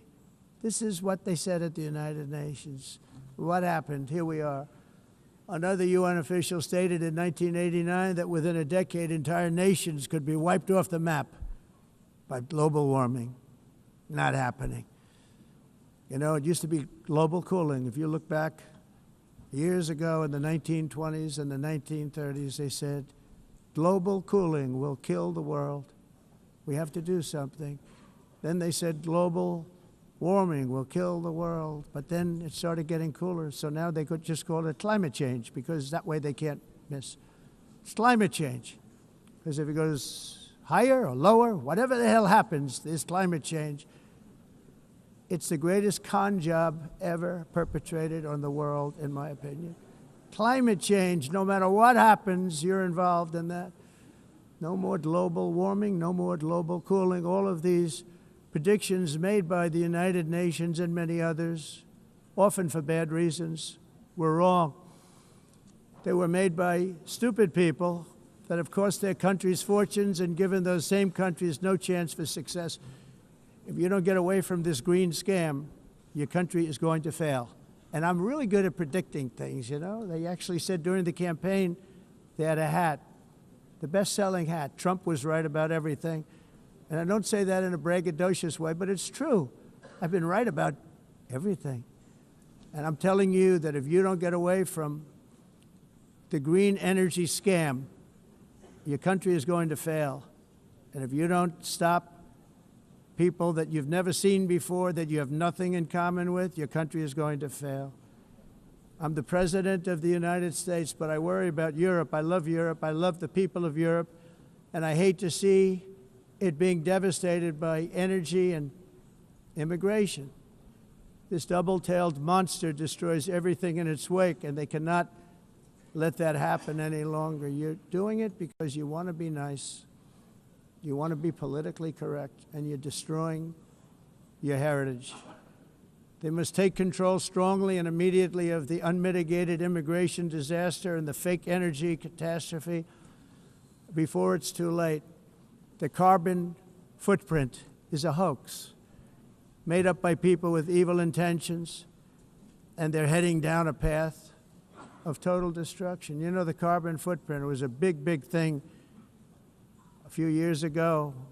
I remember hearing about the carbon footprint, and then President Obama would get into Air Force One, a massive Boeing 747, and not a new one, an old one with old engines that spew everything into the atmosphere. He'd talk about the carbon footprint, we must do so. Then he'd get in and he'd fly from Washington to Hawaii to play a round of golf. And then he'd get back onto that big, beautiful plane and he'd fly back and he'd talk about, again, global warming and the carbon footprint. It's a con job. At extreme cost and expense, Europe reduced its own carbon footprint by 37%. Think of that. Congratulations, Europe. Great job. You cost yourself a lot of jobs, a lot of factories closed, but you reduced the carbon footprint by 37%. However, for all of that sacrifice and much more, it's been totally wiped out and then some by a global increase of 54%. Much of it coming from China and other countries that are thriving around China, which now produces more CO2 than all the other developed nations in the world. So all of these countries are working so hard on the carbon footprint, which is nonsense, by the way. It's nonsense. You know, it's interesting. In the United States, we have still radicalized environmentalists, and they want the factories to stop. Everything should stop. No more cows. We don't want cows anymore. I guess they want to kill all the cows. They want to do things that are just unbelievable, and you have it too. But you know, we have a border, strong, and we have a shape, and that shape doesn't just go straight up. That shape is amorphous when it comes to the atmosphere. And if we had the most clean air, and I think we do, we have very clean air. We have the cleanest air we've had in many, many years. But the problem is that other countries, like China, which has air that's a little bit rough, it blows. And no matter what you're doing down here, the air up here tends to get very dirty because it comes in from other countries where their air isn't so clean. And the environmentalists refuse to acknowledge that. Same thing with garbage. In Asia, they dump much of their garbage right into the ocean. And over about a 1 week and 2 week journey, it flows right past Los Angeles. You've seen it. Massive amounts of garbage, almost too much to do anything about, flowing past Los Angeles, past San Francisco, and then somebody will get in trouble because he dropped a cigarette on the beach. The whole thing is crazy. The primary effect of these brutal green energy policies has not been to help the environment, but to redistribute manufacturing and industrial activity from developed countries that follow the insane rules that are put down to polluting countries that break the rules and are making a fortune. They're making a fortune. European electricity bills are now 4 to 5 times more expensive than those in China, and 2 to 3 times higher than the United States. And our bills are coming way down. You probably see that our gasoline prices are way down. You know, we have an expression, drill, baby, nós reduzimos os custos de energia porque nós faremos, como vamos fazer tudo isso, reduzir os custos de energia, e os custos diminuíram nos Estados Unidos. Por exemplo, se você olhar nos países em faturas de energia, mas nós nos Estados Unidos conseguimos usar eles e evitar aumento da temperatura, porque é muito caro também usar all in the name of pretending to stop the global warming hoax. The entire globalist concept of asking successful industrialized nations to inflict pain on themselves and radically disrupt their entire societies must be rejected completely and totally, and it must be immediate. That's why in America I withdrew from the fake Paris Climate Accord, where, by the way, America was paying so much more than every country. Others weren't paying. China didn't have to pay until 2030. Russia was given an old standard that was easy to meet, a 1990 standard. But for the United States, we're supposed to pay like $1 trillion. And I said, this is another scam. The fact is, the United States has been taken advantage of by the world for many, many years, but not any longer, as you probably noticed. I unleashed massive energy production and signed historic executive orders to hunt for oil, but we don't have to do much hunting because we have the most oil of any nation anywhere, oil and gas in the world. And if you add coal, we have the most of any nation in the world. Clean, I call it clean, beautiful coal. You can do things today with coal that you couldn't have done 10 years ago, 15 years. So I have a little standing order in the White House. Never use the word coal, only use the words clean, beautiful coal. Sounds much better, doesn't it?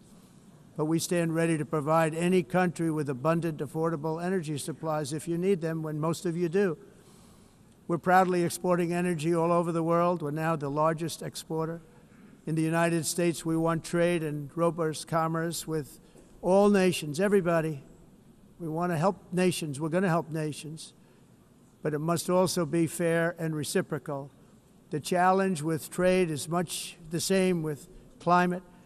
The countries that followed the rules, all their factories have been plundered. It's really sad to watch. They've been broken. They've been broken by countries that broke the rules. That's why the United States is now applying tariffs to other countries, and much as these tariffs were for many years applied to us, uncontrollably applied to us. We've used tariffs as a defense mechanism under the Trump administration, including my first term, where hundreds of billions of dollars in tariffs were taken in.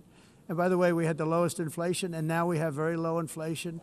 The only thing different is that we have hundreds of billions of dollars flowing into our country. But this is how we will ensure that the system works for everyone and is sustainable into the future. We're also using tariffs to defend our sovereignty and security throughout the world, including against nations that have taken advantage of former U.S. administrations for decades, including the most corrupt, incompetent administration in history, the sleepy Joe Biden administration. Brazil now faces major tariffs in response to its unprecedented efforts to interfere in the rights and freedoms of our American citizens and others, with censorship, repression, weaponization, judicial corruption, and targeting of political critics in the United States. I have a little problem saying this because I must tell you, I was walking in and the leader of Brazil was walking out. We saw him and I saw him, he saw me, and we embraced. And then I'm saying, can you believe I'm going to be saying this in just 2 minutes? But we actually agreed that we would meet next week. We didn't have much time to talk, like about 20 seconds. They were in retrospect, I'm glad I waited because this thing didn't work out too well.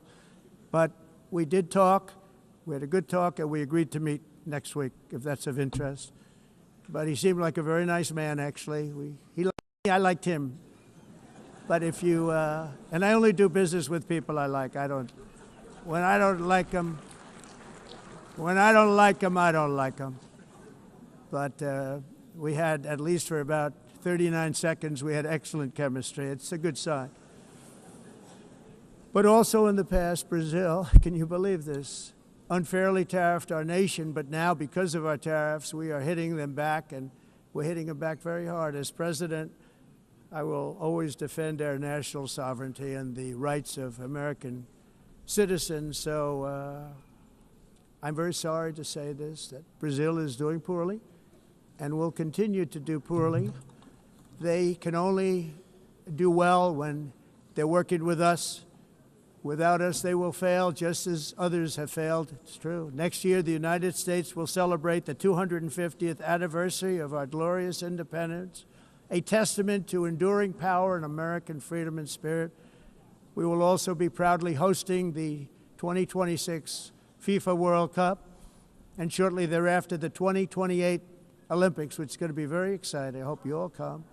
I hope that countless people from all over the globe will take part of these will be great celebrations of liberty and human achievement, and that together we all can rejoice in the miracles of history that began in July 4th, 1776, when we founded the light to all nations. And it's something really that an amazing thing came out of that date.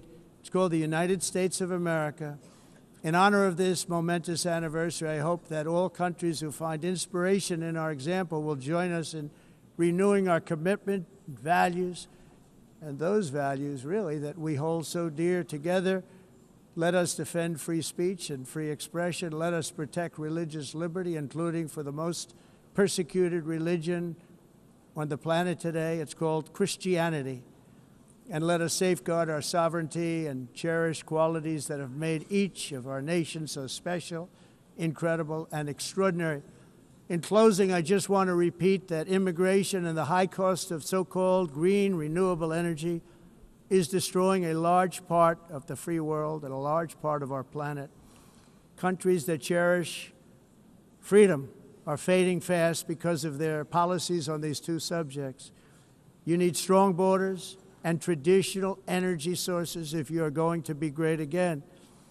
Whether you have come from north or south, east or west, near or far, every leader in this beautiful hall today represents a rich culture, a noble history, and a proud heritage that makes each nation majestic and unique, unlike anything else in human history or any other place on the face of the earth. From London to Lima, from Rome to Athens, from Paris to Seoul, from Cairo to Tokyo and Amsterdam to right here in New York City, we stand on the shoulders of the leaders and legends, generals and giants, heroes and titans who won and built our beloved nations, all of our nations, with their own courage, strength, spirit, and skill. Our ancestors climbed mountains, conquered oceans, crossed deserts, and trekked over wide open plains. They charged into thunderous battles, plunged into grave dangers, and they were soldiers and farmers and workers and warriors and explorers and patriots. They built towns into cities, tribes into kingdoms, ideas into industries, and small islands into mighty empires. You're a part of all of that. They were champions for their people who never gave up and who never, ever gave in. Their values defined our national identities. Their visions forged our magnificent destiny. Everybody in this room is a part of it in your own way. Each of us inherits the deeds and the myths, the triumphs, the legacies of our own heroes and founders who so bravely showed us the way. Our ancestors gave everything for homelands that they defended with pride, with sweat, with blood, with life, and with death. Now the righteous task of protecting the nations that they built belongs to each and every one of us. So together let us uphold our sacred duty to our people and to our citizens. Let us protect their borders, ensure their safety, preserve their cultures, treasure, and traditions, and fight, fight, fight for their precious dreams and their cherished freedoms. And in friendship and really a beautiful vision, let us all work together to build a bright, beautiful planet, a planet that we all share, a planet of peace and a world that is richer, better, and more beautiful than ever before. That can happen. It will happen. It will happen, and I hope it can happen and start right now, right at this moment. We'll turn it around. We're going to make our countries better, safer, more beautiful. We're going to take care of our people. Thank you very much. It's been an honor. God bless the nations of the world. Thank you very much. Bye.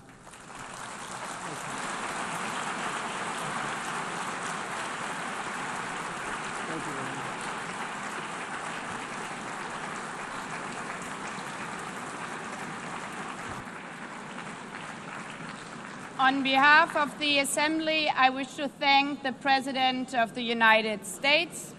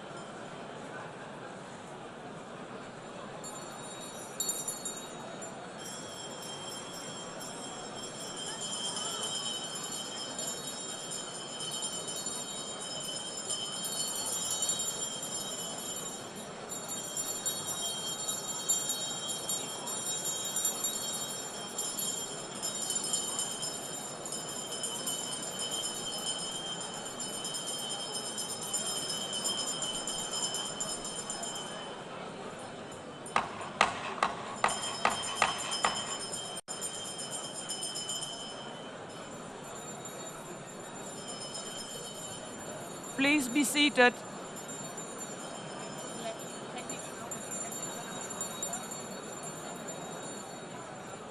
Please be seated.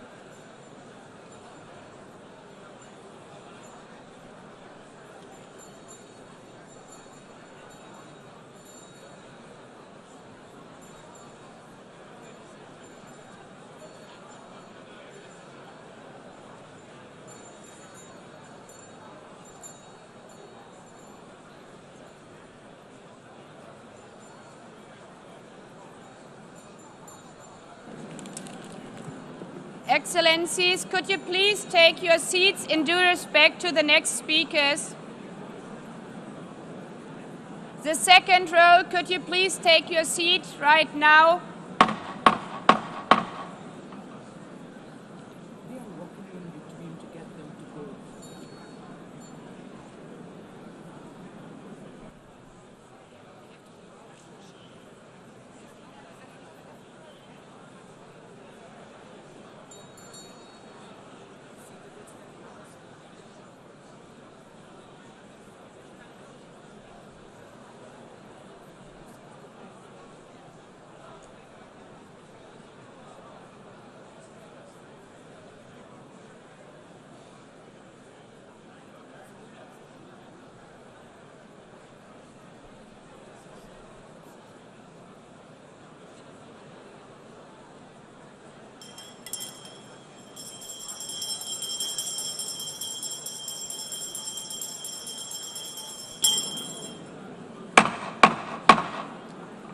Please take a seat now.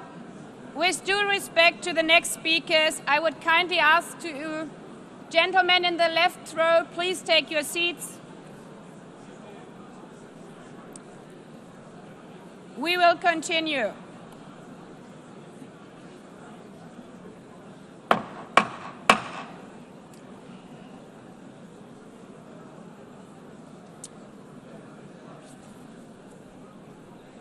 Excellencies, as we are receiving queries, I would like to assure you that don't worry, the UN teleprompters are working perfectly. And by this technical note, I would like to call on the next speaker. The Assembly will hear an address by His Excellency Prabowo Subianto, President of the Republic of Indonesia. I request protocol to escort His Excellency and invite him to address the Assembly.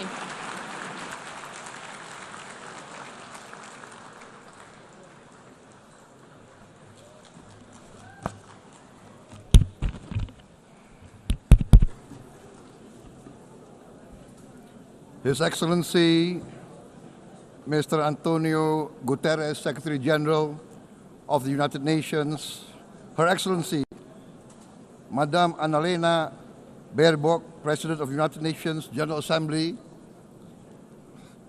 His Excellency, Mr. Moses Abelian, Under-Secretary General for General Assembly and Management, Excellencies, Heads of States, Heads of Governments, distinguished delegates, ladies and gentlemen. It is indeed a great honor for me to stand in this august General Assembly Hall among leaders and representatives who represent almost all of humanity. We differ in race, religion, and nationality, yet we gather together today as one human family.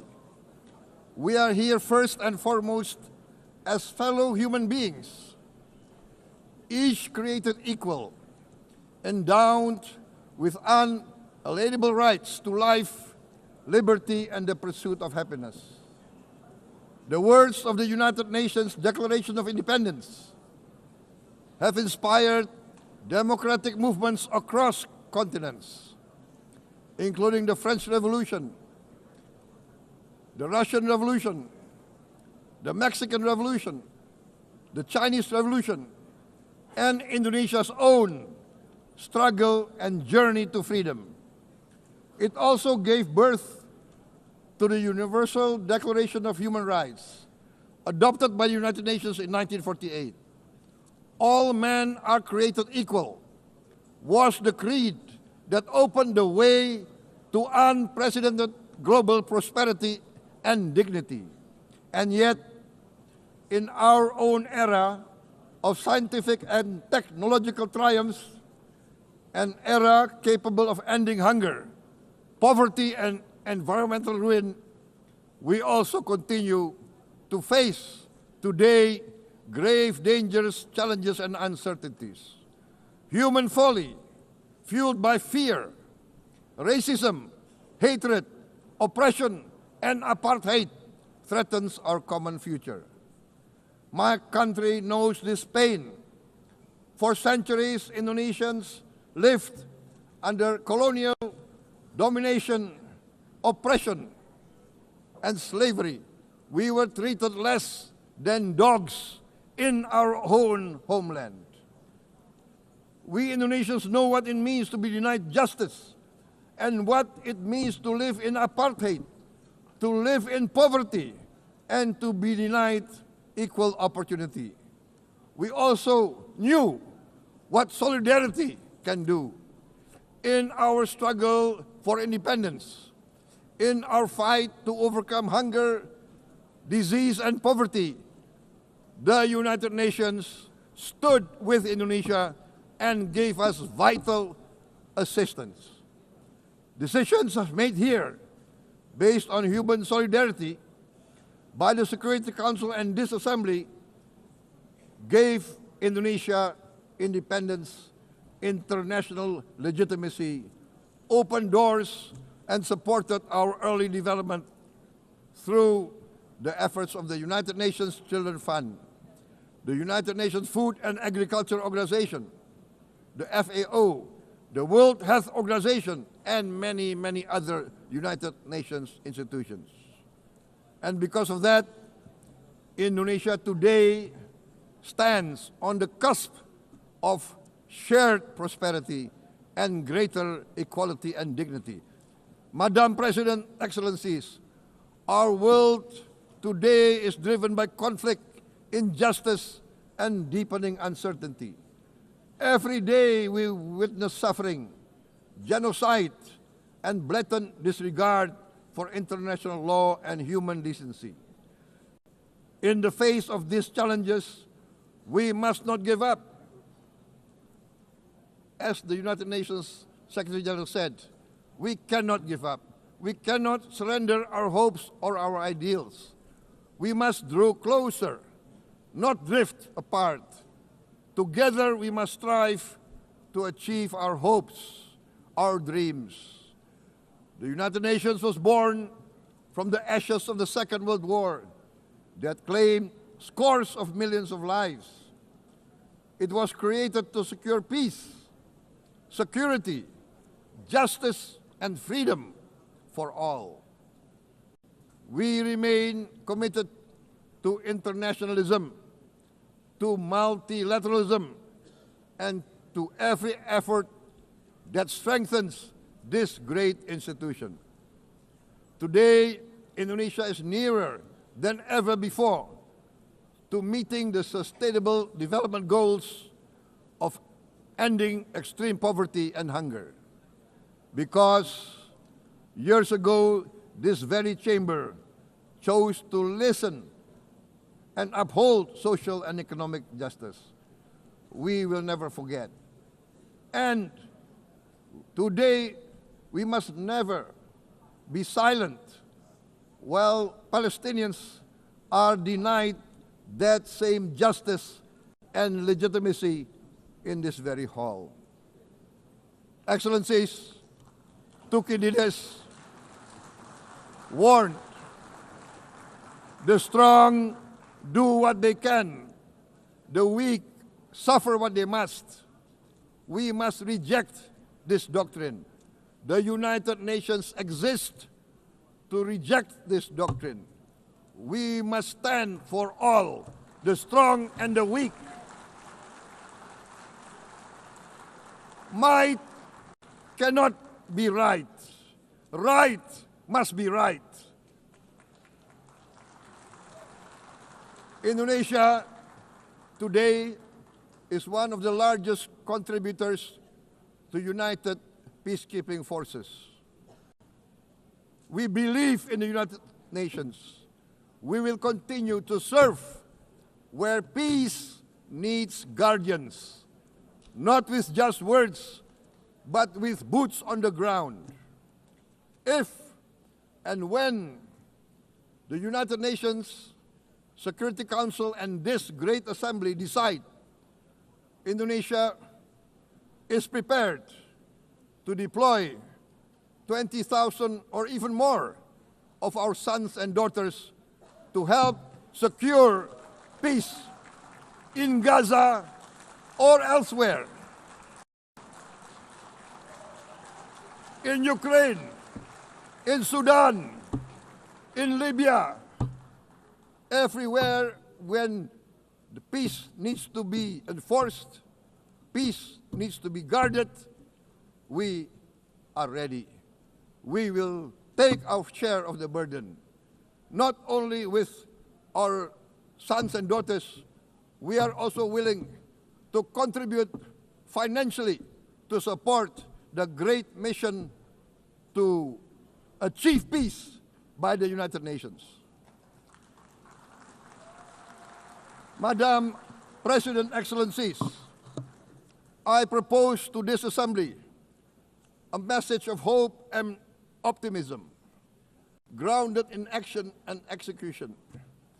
Today, we heard the speech of Madam President, the President of the United Nations General Assembly. Yes, it is true what she said. Without the International Civil Aviation Organization, will we be here today? Will we sit in this great hall? Without the United Nations, we cannot be safe. No country can feel secure. We need the United Nations, and Indonesia will continue to support the United Nations, even though we still struggle, but we know the world needs a strong United Nations. The world's population is growing. Our planet is under strain. Food, energy, and water insecurity haunt many nations. We choose to answer these challenges directly at home and to help abroad wherever we can. This year, Indonesia recorded the highest rice production and grain reserves in our history.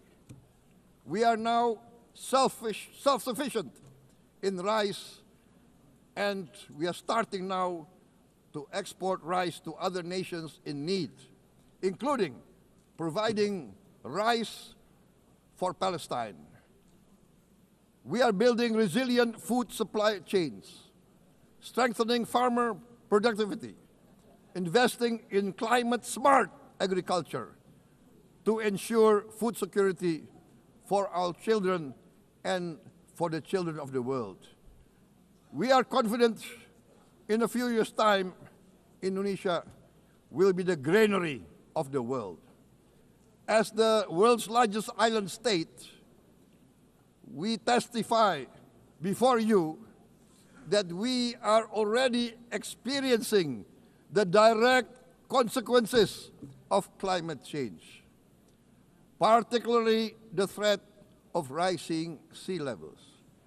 The sea level on the north coast of our capital city is increasing by 5 centimeters every year. Can you imagine in 10 years? Can you imagine in 20 years? For this, we are forced to build a giant seawall, 480 kilometers in length. It will take us maybe 20 years, but we have no choice. We have to start now. Therefore, we choose to confront climate change, not by slogans, but by immediate steps. We are committed to meeting our 2015 Paris Agreement obligations. We aim to achieve net zero emission by 2060, and we are very confident we can achieve net zero emission much earlier. We aim to reforest more than 12 million hectares of degraded forest, to reduce forest degradation, to empower local communities with quality green jobs for the future. Indonesia is shifting decisively from fossil fuel-based development towards renewable-based development. From next year, most of our additional power generation capacity will come from renewables. Our goal is clear: to lift all of our citizens out of poverty and make Indonesia a hub for solutions to food, energy, and water security. Madam President, Excellencies, we live in a time when hatred and violence can seem to be the loudest voices. But beneath this loud noise lies a quieter truth, that every person longs to be safe, to be respected, to be loved, and to leave a better world to their children. Our children are watching. They are learning leadership, not from textbook, but from our choices. Today, still, a catastrophic situation in Gaza is unfolding before our eyes. At this very moment, the innocent are crying for help, are crying to be saved. Who will save them? Who will save the innocent? Who will save the old and women? Millions are facing danger at this very moment. As we sit here, they are facing trauma. They are facing irreparable damage to their bodies. They are dying of starvation. Can we remain silent? Will there be no answer to their screams? Will we teach them that the human family can rise to the challenge? Madam President, we must act now. Many speakers have said that. We must stand for a multilateral order where peace, prosperity, and progress are not the privilege of a few, but the right of all. With a strong United Nations, we can build a world where the weak do not suffer what they must, but live the justice that they deserve. Let us continue humanity's great journey of ideals, the selfless aspirations that created the United Nations. Let us use science to uplift, not use science to destroy. Let rising nations help others to lift themselves. I am convinced that the leaders of the great world civilizations of the West, of the East, of the North, of the South, leaders of America, Europe, of India, China, the Islamic world, the whole world, I am convinced they will rise to their role demanded by history.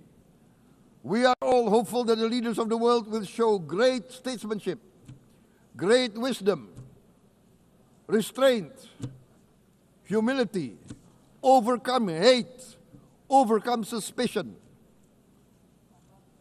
Madam President, distinguished delegates, we are greatly heartened by the events of the last few days, where significant leading countries of the world have chosen to side with history, to choose the right side of history, the path of the moral high ground, the path of rectitude, the path of justice, the path of humanity, to shun hatred, to overcome suspicion, and to avoid the use of violence.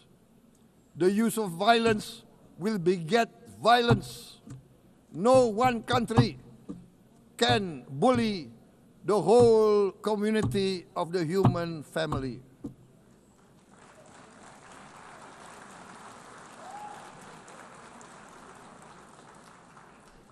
We may be weak individually, but the sense of oppression, the sense of injustice has proven in the history of mankind that this sense of injustice, this sense of oppression will unite into a strong force that will overcome this oppression, that will overcome this injustice. To close, I would like to reiterate again Indonesia's complete support for the two-state solution in Palestine. We must have an independent Palestine, but we must also recognize, we must also respect, and we must also guarantee the safety and security of Israel. Only then we can have real peace, and no longer hate and no longer suspicion. The only solution is this two-state solution. Two descendants of Abraham must live in reconciliation, peace, and harmony. Arabs, Jews, Muslims, Christians, Hindus, Buddhists, all religions, we must live as one human family. Indonesia is committed to being part of making this vision a reality. Is this a dream? Maybe, but this is the beautiful dream that we must work together towards. Let us work towards this noble goal. Let us continue humanity's journey of hope, a journey started by our forefathers, a journey that we must complete. Thank you. Wassalamualaikum warahmatullahi wabarakatuh.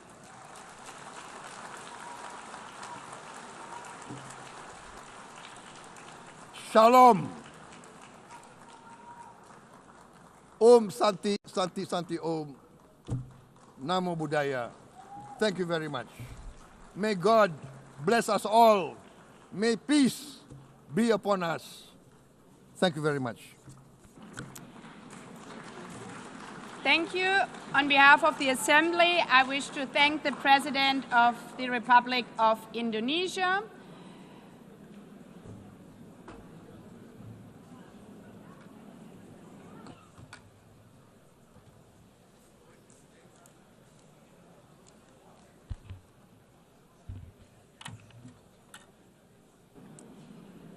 The Assembly will hear an address by His Excellency Recep Tayyip Erdoğan, President of the Republic of Türkiye. I request protocol to escort His Excellency and invite him to address the Assembly.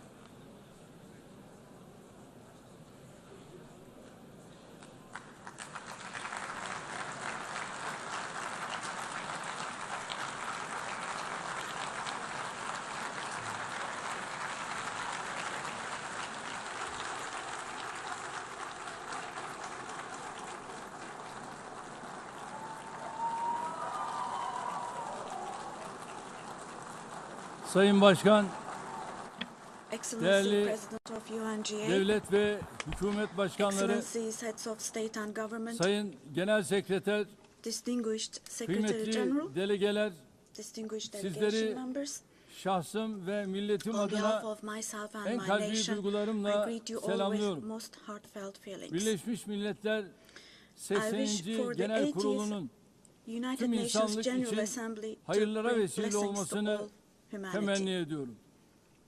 İnsanlığın ortak vicdanını temsil I'm eden deeply honored bu to kürsüden address you once again from this sizlere podium, bir kez daha hitap which etmekten represents the collective büyük conscience bir of bahtiyarlık duyuyorum. humanity. Genel Kurul Başkanlığını tamamlayan I congratulate Sayın Mr. Young, Young'ı tebrik who ediyor. has completed Bu his görevi term as devralan President of the General Sayın Assembly, Berbok'a and I wish başarılar success to diliyorum. Ms. Baerbock, who has Konuşmamın hemen taken başında over this position. Filistin'in giderek artan sayıda ülke At the outset tarafından of my tanındığı speech, bir I would like to dönemde first express my Filistin regret Devlet at the Başkanı absence today Sayın of the Mahmud President Abbas'ın of the State bugün of Palestine, bizzat Mahmud aramızda Abbas, at a olamayışından time when duyduğum Palestine üzüntüyü is being ifade etmek istiyorum. recognized by an increasing number of Biz countries. bugün bu kürsüde Today, kendi we stand here vatandaşlarımızla on this birlikte podium. I sesi stand here on kısılmak this istenen podium Filistin alongside halkına my tercüman olmak 86 için million de citizens, bulunuyoruz. also for our Filistin Palestinian devletini brothers and tanıyacağını sisters açıklayan whose voices are tüm being silenced. ülkelere teşekkür ediyor. Henüz bu kararı almayan I'd like to devletleri thank all the ise countries bir an who önce announced that they harekete recognize the geçmeye state of çağırıyorum. Palestine, and I call Sayın on Başkan, all the other countries değerli who üyeler, have not done so yet Birleşmiş to do Milletler so to şartı recognize bundan the state of 80 yıl Palestine önce as soon as San possible. Francisco'da Esteemed imzalandı President, ve distinguished members, 24 Ekim the United Nations Charter 1945'te was signed in San yürürlüğe Francisco girdi. 8 years ago and it Birleşmiş entered into Milletler force on Kuruluş October the Şartı'nın 24th, ilk 1945. maddesinin ilk I kelimelerini would like to recall here burada again the first tekrar words of the hatırlatmak first isterim. article of the UN Charter. Birleşmiş Milletler'in amacı The purpose uluslararası of barış the United ve Nations güvenliği is to maintain korumaktır. international peace and Evet, security. bizler Unquote. bu salonda Birleşmiş As Milletler'in we celebrate the 80th anniversary 80. of the yaşını UN in kutlarken this hall, grave dünyanın events are birçok bölgesinde unfolding in many parts kuruluş of the world şartının that cast ilk a shadow maddesinin over the ilk very first kelimelerine words gölge of düşürecek the UN Charter's vahim opening hadiseler yaşanıyor. article. Özellikle Gazze'de gözlerimizin önünde Particularly in 700 Gaza, günü right aşkın bir before our very süredir eyes, soykırım genocide has been going devam on ediyor. for over Biz 700 days toplantı now. halindeyken dahi Even as we Gazze'de gather here, as we şu speak anda now, siviller Israel is currently katlediliyor. massacring civilians in Gazze'de Gaza. ölen sivillerin sayısı The number of civilian 65 casualties bini in geçti. Gaza has surpassed Enkaz altında 65,000. kaç cenazenin olduğu Unfortunately, henüz the number of bilinmiyor. people who are still trapped under the Ölenlerin rubble 20 is binden not yet fazlası known. çocuk. And more than 20,000 İsrail of those who tarafından died Gazze'de were children. son 23 aydır For the last her 23 saat months, evet a her child saat has been bir murdered by çocuk Israel in acımasızca Gaza every hayattan hour. Yes, kopartılıyor. every hour. Bunlar sayı değil dostlar. These are not just figures, Hepsi birer dear can, friends. All birer of these, each one masum of insan. these is a Şu anda person, a sadece human being, silahlarla innocent değil, people. People are now being açlık killed not with silahıyla da weapons, insanlar but with the öldürülüyor. weapon of starvation. 21. yüzyılda medeni In the dünyanın 21st bakışları century, altında under the gaze of the 146 civilized çocuk, world, 428 428 people kişi died of starvation. açlıktan Out of hayatını those kaybetti 428, ve sayı her geçen gün 146 artıyor. were children. Şimdi And size this number is increasing Gazze'deki every day. günlük hayatı anlatan Now, bir fotoğraf I will show you a göstereceğim. photo, which is a picture from daily life in Birinci Gaza. fotoğraf The first photo, gördüğünüz gibi as you see, ellerinde these are leğenli people. kadınlar. These are women Lütfen with hepimiz these cups that they are elimizi holding in vicdanımıza their koyup hands, cups cevap and verelim. buckets. Just 2025 feel your yılında conscience and answer böyle the bir following gaddallığın question. makul bir sebebi Can we possibly olabilir have a mi? reasonable reason Fakat for this insanlık brutality adına in bu utanç 2025? manzarası Gazze'de This 23 aydır shameful her picture gün in Gaza has tekrar been ediyor. unfolding and is being repeated 365 every day kilometre for kare içinde 23 yaşayan months now. 2,5 milyon And Gazze'li there are her 2.5 gün million yerinden Gazans ediliyor. who live Her in gün bir başka 365 bölgeye square göçe kilometers, and every day zorlanıyor. what happens Gazze'nin is sağlık they are altyapısı tamamen being dragged from one çökmüş place durumda. to another. The Doktorlar healthcare öldürüldü infrastructure ya of da Gaza gözaltına is alındı. completely collapsed. Doctors Ambulanslar have been killed vuruldu. or they have Hastaneler disappeared bombalandı. while under custody. Yıkıldı. Ambulances have been hit. Tedavi Hospitals mümkün değil. targeted and destroyed. Operasyon Treatment mümkün is değil. not possible. Surgery İlaç is not bulmak possible. It's mümkün not değil. possible to find Dostlar, medications. bakın Now, Tayyip dear friends, Erdoğan olarak now, as içim Tayyip yanarak, Erdoğan, with içim a kan heavy ağlayarak heart, söylüyorum. with my heart Henüz bleeding here, 2-3 I'm telling you, yaşındaki elleri, innocent kolları, little ones, bacakları just olmayan 2 or 3 years masum old, yavrucuklar without hands, bugün arms maalesef or legs, Gazze'nin have olağan become, fotoğrafı haline unfortunately, gelmiştir. a common sight to see in Gaza.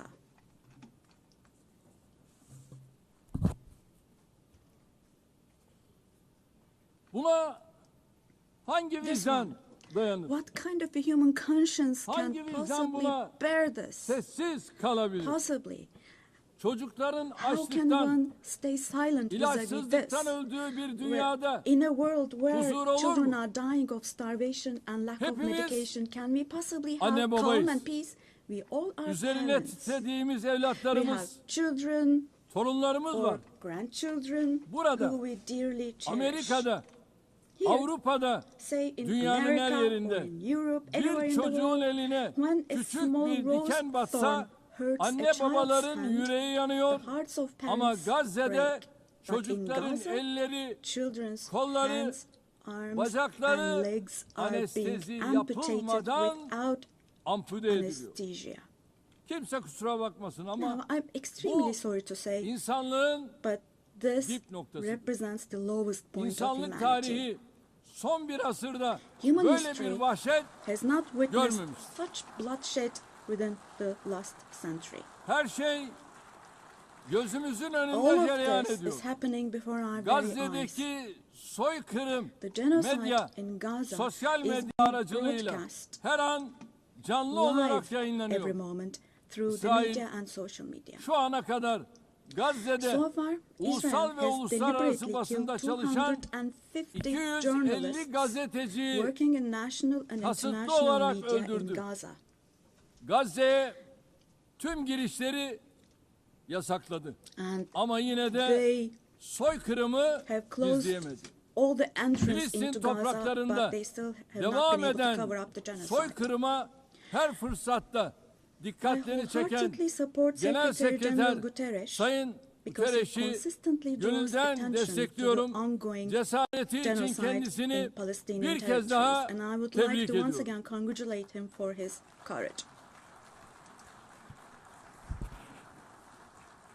Ancak But Birleşmiş Milletler the Gazze'de United kendi Nations has çalışanlarını not dahi even been able to maalesef protect its own koruyamamış. personnel in Gaza. Gazze'de insanlara yardım için Unfortunately. koşturan 500 In kişi Gaza, 500 öldürülmüştür. people rushing to help others Ve have bunların been killed. Out 326'sı of those 500, Birleşmiş Milletler personeli. 326 were Sayın UN Başkan, staff members.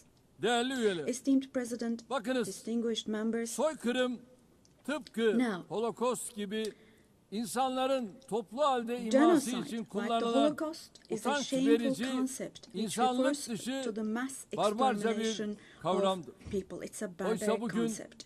Gazze'de Today, sadece insanlar öldürülmüyor. It's not only people who are being killed in Gazze'de Gaza, hayvanlar mind you. hedef alınarak Animals öldürülüyor. are being targeted and Gazze'de killed in Gaza. tarım alanları, bahçeler, In Gaza, ağaçlar, agricultural land, otlar, gardens, Gazze'de trees, grass, asırlık zeytin ağaçları century-old olive yok trees ediliyor. are being destroyed. Gazze'de In Gaza, sular yok ediliyor. water supplies are being Kirletiliyor. destroyed and Gazze'de polluted. binalar, evler, Buildings, kütüphaneler, homes, hastaneler, libraries, okullar, hospitals, camiler, schools, mosques, kiliseler, churches, tarihi yapılar and historical bilinçli bir structures şekilde in Gaza are being yıkılıyor. deliberately destroyed. Gazze'nin toprağı insan içinde, The soil hayvan of içinde, Gaza is being bitki rendered içinde useless for humans, artık işe for yaramaz animals, and for hale plants. getiriliyor. İşte sizlere So bir başka fotoğraf daha. now let me show you yet another Şimdi size photo. soruyorum. And let me ask you Elimdeki here. şu fotoğrafın Look at this güvenlik arayışıyla ne ilgisi var? What could this photo here Bunun possibly adı have to do with security canlıya concerns? düşmanlık. Hayata This is being düşmanlık değil. against, Bu kürsüden life. açık açık ifade ediyorum. don't you think? Gazze'de Let bir me savaş state yok. this openly from this podium. Gazze'de There is iki no war taraftan in Gaza. söz edilemez. We cannot possibly talk about the Gazze'de bir presence yanda of two sides in elinde en Gaza. modern, Because en in öldürücü Gaza, on silahlar one olan side, there is a düzenli regular ordu, army with diğer the most tarafta ise modern, most lethal masum weapons, siviller, and on the other masum hand, there are çocuklar innocent var. civilians, Bu innocent terörle children. mücadele değildir. This is not fight Bu against 7 Ekim terrorism. olayı öne sürülerek yürütülen bir işgal, tehcir, This is an occupation, sürgün, deportation, soykırım, daha exile, doğrusu genocide, bir toplu and kıyım life politikasıdır. destruction, mass destruction Bugün policy Gazze carried out Hamas by invoking the bahanesiyle events of yok October the edilirken 7th. eş Today, zamanlı while olarak Gaza is being destroyed Hamas'ın under the yönetimde pretext of olmadığı Hamas, Batı Şeria'da Concurrently, adım adım simultaneously, işgal the edilmekte, West Bank, where Hamas infazlarla is not in power, masum siviller is also being occupied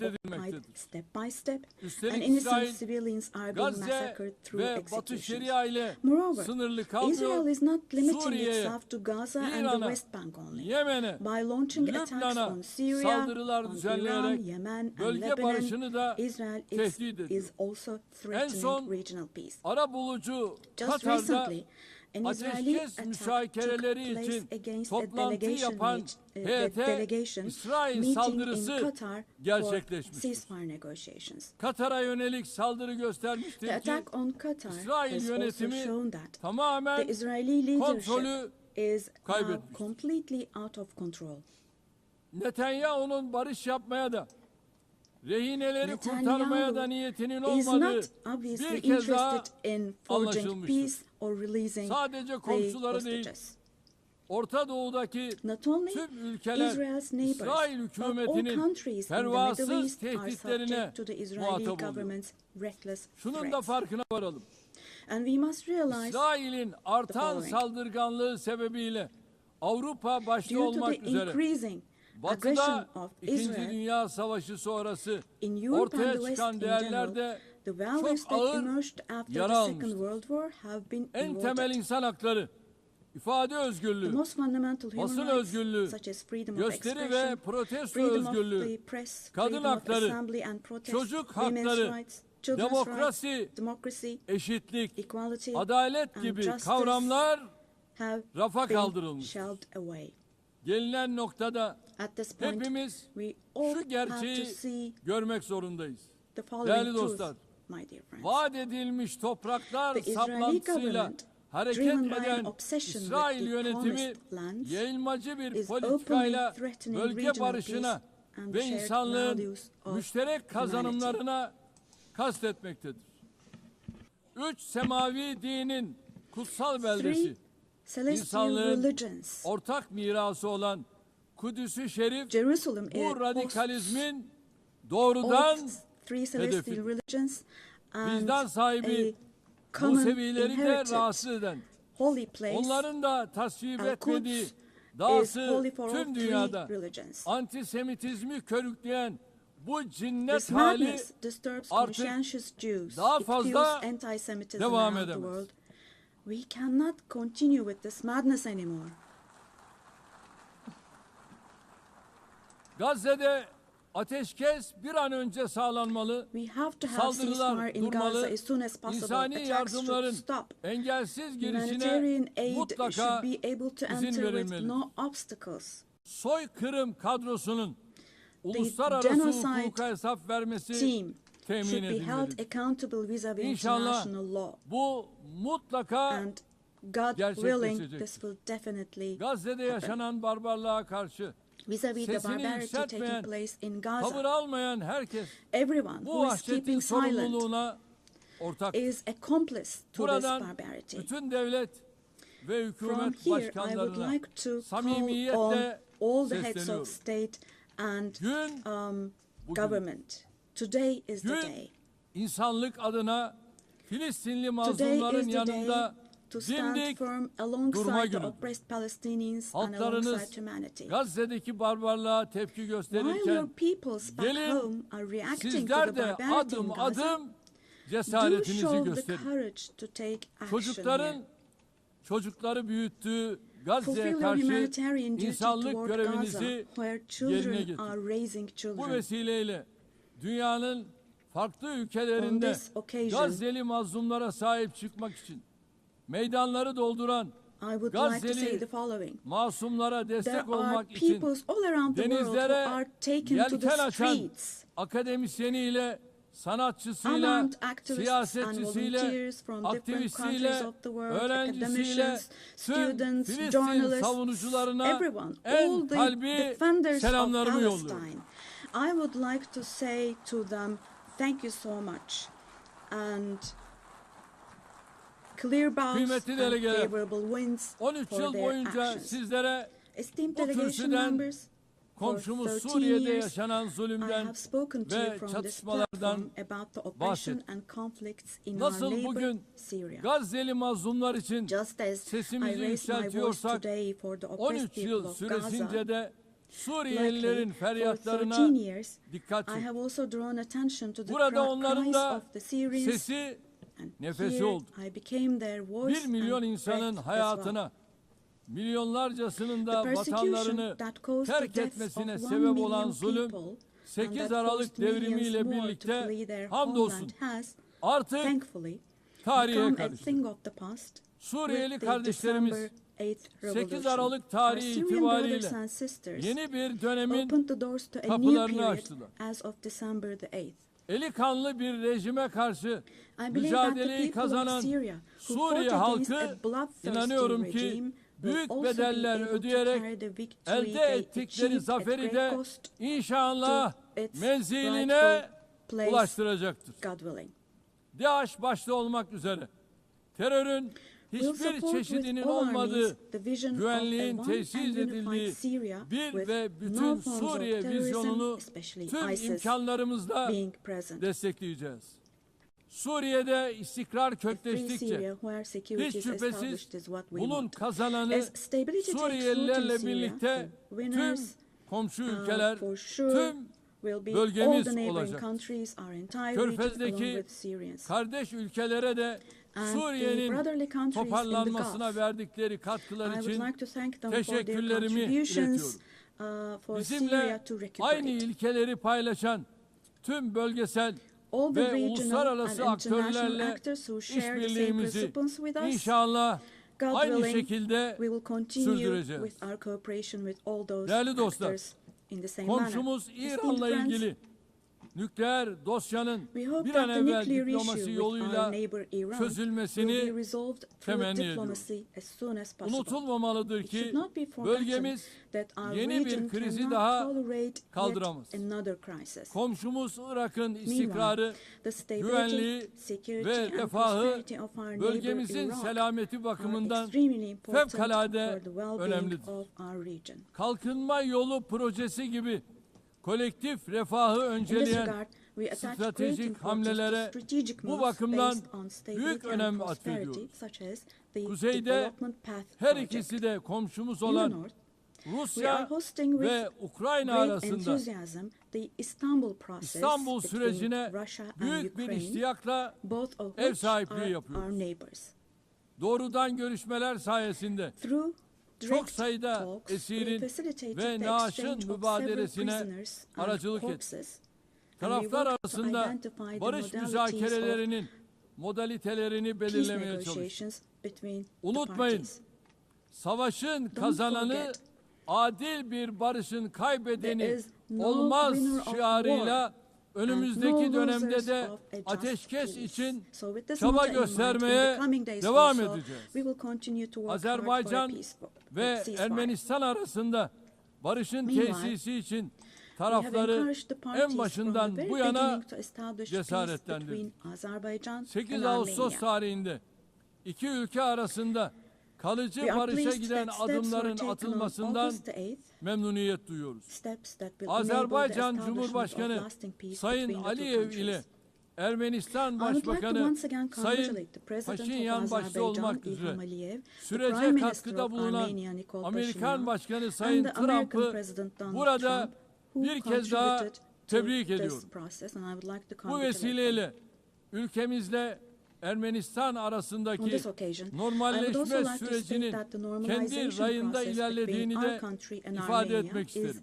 progressing Diğer as bir planned. arabuluculuk faaliyetimiz olan Ankara süreci kapsamında Within the scope of the Somali Ankara ile process, Etiyopya which is another arasındaki of our ihtilafın mediation halline activities, yönelik we continue our gayretlerimizi efforts to resolve sürdürüyoruz. the conflict between Tarafların Somalia and Ethiopia. bu girişimi I hızla hope that the parties başarıyla will successfully neticelendirmelerini conclude this genuine temenni initiative ediyorum. as soon as possible. Değerli delegeler, Distinguished Karadeniz'de delegation members, güvenliğin teminatı olan Montreux we have been Sözleşmesi'ni implementing the tam Montreux 89 yıldır Convention, which tarafsızlık guarantees içinde security in the Black Sea. harfiyen And we have been uygulamaktayız. implementing Ege this Denizi'ni convention impartially ve and Doğu to the letter Akdeniz'i for exactly ilgili 89 tüm years tarafların now. meşru We want to see menfaatlerine the riayet Agency edilen and the Eastern bir istikrar Mediterranean as a basin ve of refah stability and havzası olarak prosperity görmek where the istiyoruz. legitimate interests of Enerji all parties ve involved are çevre respected. başta olmak üzere her We konuda are ready for yapıcı constructive işbirliğine hazırız. cooperation on all issues, Komşularımızdan particularly da on energy and the aynısını environment, and bekliyoruz. we expect the same approach from our Bu neighbors. vesileyle On this Doğu occasion, Akdeniz'de I Türkiye'yi would like to ve particularly Kuzey Kıbrıs underline that Türk projects Cumhuriyeti'ni which dışlayan exclude projelerin Türkiye and the başarılı Turkish Republic of olamayacağını Northern Cyprus burada in the Eastern özellikle Mediterranean, vurgulamak such istiyorum. projects which include Kıbrıs exclude adasının us will not be batısında successful. Türkiye'nin hak ve Turkey has yetkileri rights and adanın authority in the western etrafındaki part of the alanlarda island ise of Cyprus, Kıbrıs while Türklerinin the Turkish meşru Cypriots have hakları var. legitimate rights in the Daha areas evvel de surrounding teklif the island. ettiğimiz Doğu Akdeniz Eastern Konferansı Mediterranean müşterek bir Conference, zeminin which we have bulunmasına proposed before, katkı would yapacak. contribute to finding Kıbrıs common ground. meselesinin çözümü daha önce defalarca denenmiş Resolving the ancak Cyprus Rum tarafının issue has been tried many uzlaşmaz times tutumu before, nedeniyle but, tüketilmiş federasyon modeli üzerine bina edilemez.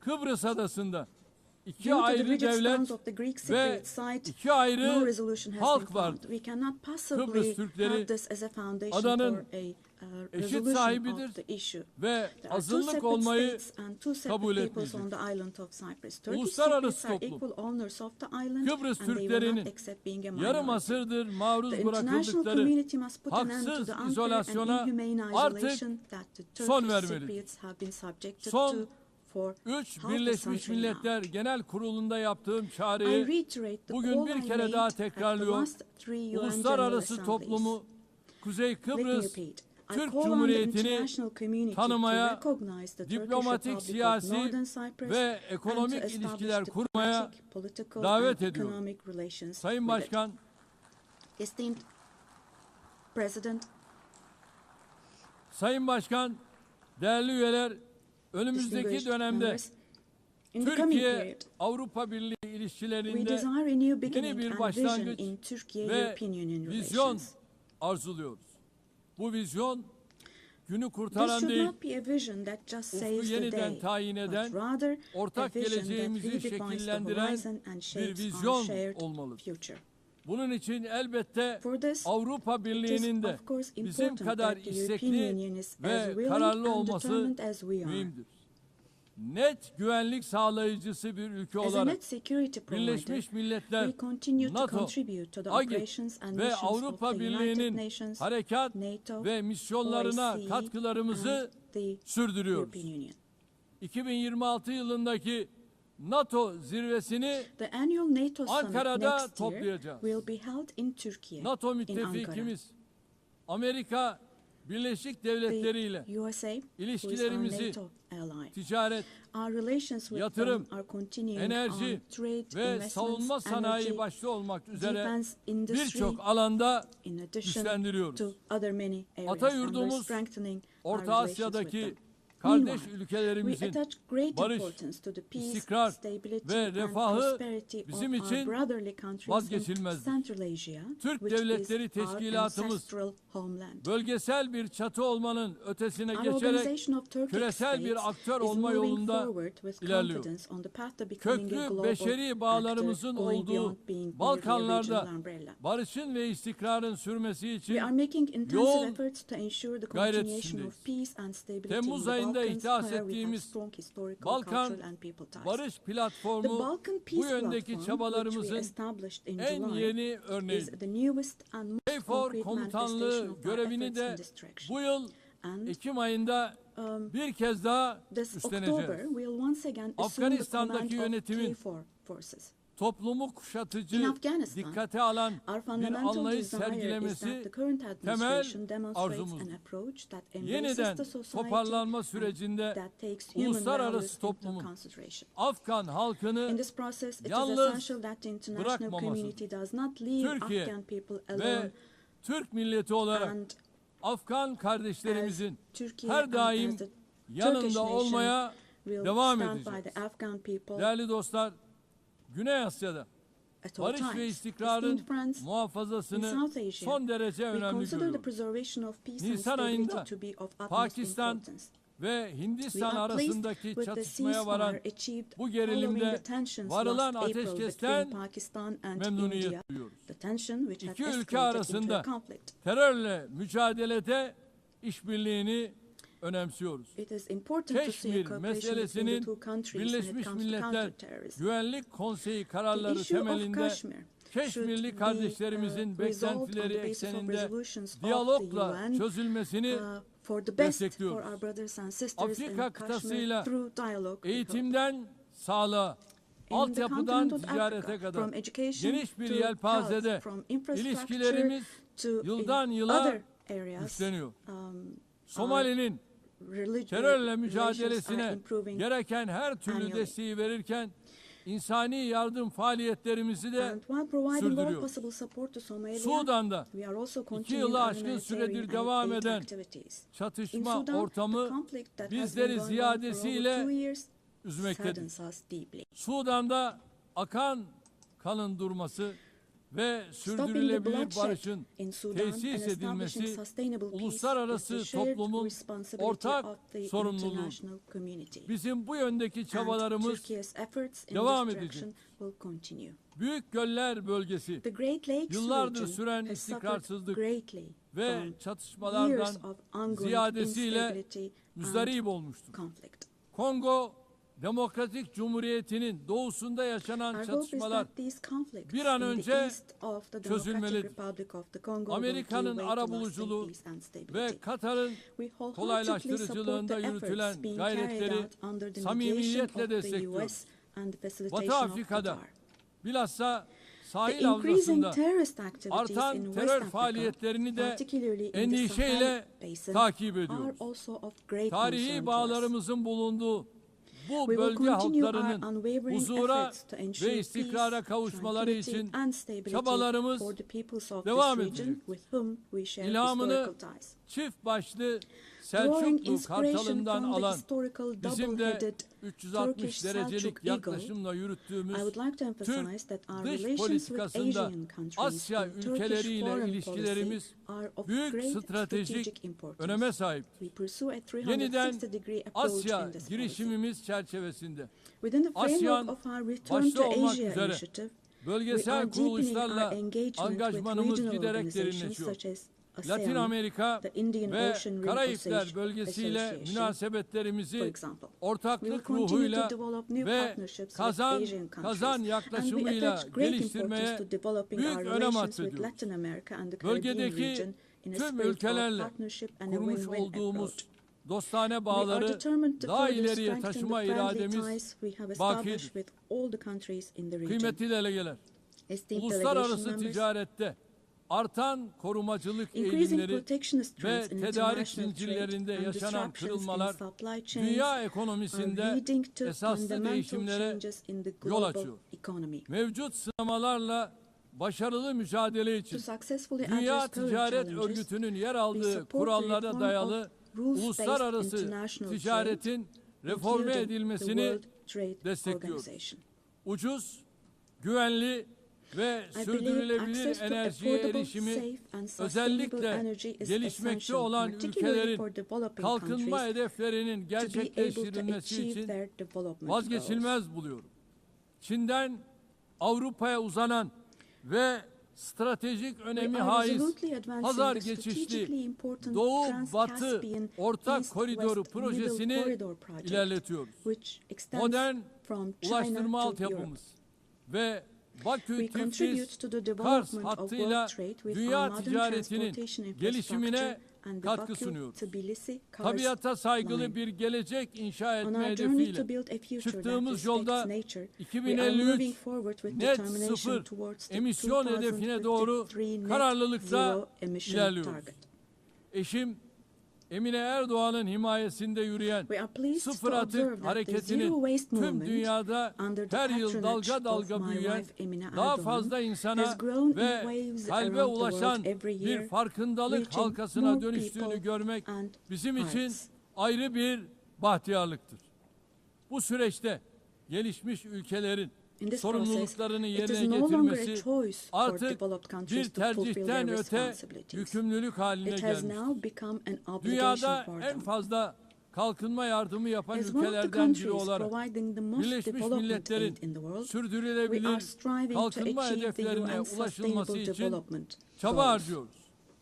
2030 hedeflerine erişmek ve dünyanın dört bir yanındaki To yüz achieve the milyonlarca insanı 2030 goals onurlu yaşama and to enable kavuşturmak hundreds için of millions of people küresel around the world to finansman live with dignity, mimarisinin we advocate kimseyi for aligning the geride global bırakmama financial anlayışıyla architecture with the uyumlu hale principle of getirilmesini leaving no one savunuyoruz. behind. Burada şunu da And here, özellikle let me also dikkatinizi particularly çekerek draw söylemek your istiyorum. attention to Biz the following. jeopolitik sınamalarla uğraşırken While insanlık we grapple with yapay geopolitical zeka challenges, alanında humanity is also olağanüstü bir witnessing an sıçramaya extraordinary şahitlik leap ediyor. forward in artificial Çığır açan bu intelligence, AI. teknolojilerin dönüştürücü gücü ve The transformative sunduğu power nimetlerden and the benefits hiçbir offered by these toplumun technologies, mahrum no bırakılmaması society should gerekiyor. be deprived of Yapay these zeka benefits. teknolojileri yeni bir AI tahakküm aracı technologies olarak değil, Be used for insanlığın the benefit lehine of humanity, kullanılmalıdır. not as a new Ev tool of sahipliğini domination. yaptığımız en az gelişmiş ülkeler The için UN Technology Bank Birleşmiş for the Milletler least developed countries, Teknoloji which we host Bankası in Türkiye, dijital plays a ve critical teknolojik role in açığın closing the kapatılmasında digital and kritik technological rol oynuyor. gap. Hazırladığımız ve evrensel mutabakatla yakında imzaya açacağımız We have prepared dijital dünyada çocuk hakları sözleşmesinin Children's bu alanda Rights Convention in the küresel bir digital farkındalık world, and we will oluşturacağına soon open inanıyor. this up for ratification. Çabalarımıza I'm sure this will güçlü create desteğinizi a lot of awareness in bekliyoruz. this area. Diğer taraftan And we expect your ırkçılık, support for this. yabancı On the other karşıtlığı hand, ve bilhassa today's İslam world, düşmanlığının racism, vahim xenophobia, boyutlara and ulaştığı particularly günümüzde xenophobia have bir reached arada alarming levels. yaşama kültürünü tehdit Combating eden these trends bu akımlarla that directly mücadele threaten the cultural insanlık coexistence için has zaruret now become halini an essential almıştır. duty for humanity. Medeniyetler İttifakı Yüksek It is Temsilcisi significant that Sayın Mr. Moratinos'un High Representative of Birleşmiş the Alliance Milletler of Genel Civilizations, Sekreterinin has also been appointed as İslamofobi the ile UN mücadele Secretary General's özel Special Envoy elçisi on olarak da combating atanması Islamophobia. kıymetlidir.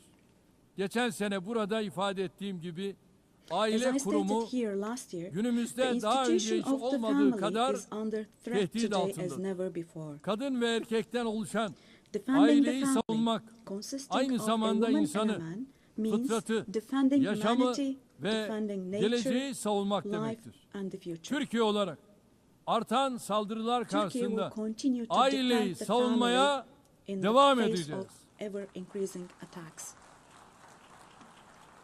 Kıymetli delegeler, Distinguished delegation members, insanlığın bir daha savaş felaketi yaşamaması için the roots of the kurulan UN Birleşmiş established to Milletler'in prevent kökleri humanity from içinde bulunduğumuz experiencing the disaster of war karanlık again döneme are ışık filled with tutacak values değerlerle that will doludur. eliminate the dark Genel era Sekreter we are in. Sayın Guterres'in teşkilatımızı We fully etkin support ve the verimli hale getirmek UN amacıyla 80 başlattığı launched by Secretary Birleşmiş General Milletler Guterres to make 80 our girişimine organization more desteğimiz effective tamdır. and more Bu efficient. girişimin Birleşmiş Milletler'in tüm faaliyetlerini daha da I hope this güçlendirecek initiative bir süreç succeeds olarak as a process başarıya that will further ulaşmasını strengthen all temenni the ediyorum. activities of Bu the sürece İstanbul'u bir Birleşmiş I Milletler express our merkezi readiness haline to provide strong getirme support to this vizyonumuzdan process, da also hareketle driven by our vision güçlü of destek making vermeye hazırız. Istanbul a UN 80. hub. yılda Birleşmiş Milletleri kuruluş ruhuna döndürecek I sincerely adımları believe that atmak it is our shared hepimizin responsibility to ortak take steps sorumluluğu. that will restore the Biz founding spirit of the güçlünün UN haklı olduğu in değil, its 80th year. We haklının will güçlü continue to olduğu say bir sistem kurulana kadar dünya 5'ten the büyüktür world is demeye bigger than devam five edeceğiz. until a system is established where the righteous are powerful, not the powerful are righteous. Görevimiz sistemi Our terk duty etmek is değil, not to abandon the system, onarmak, but rather to yeniden repair it işler hale and to make getirmek. it work again. Hiç şüphesiz Without a doubt, daha adil a bir more dünya just, a mümkündür. fairer world is Türkiye possible. daha adil bir Türkiye dünyanın will inşası patiently için continue its fight for mücadelesini the construction sabırla of a more just devam world. ettirecektir. Rabbim yar ve So, yardımcımız may God olsun help diyorum. and aid us Hepinizi all. bir kez Once daha again, sevgi let me ve greet you all saygıyla selamlıyorum. Kind Kalın regards sağlıcakla. and thank you.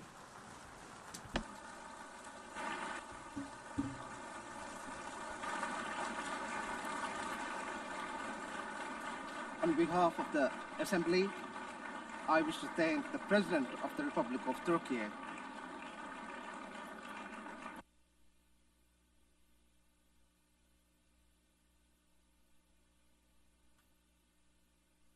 The Assembly will hear an address by Her Excellency Dina, Ercilia, Boluarte, Zegarra, President of the Republic of Peru. I request protocol to escort Her Excellency and invite her to address the Assembly.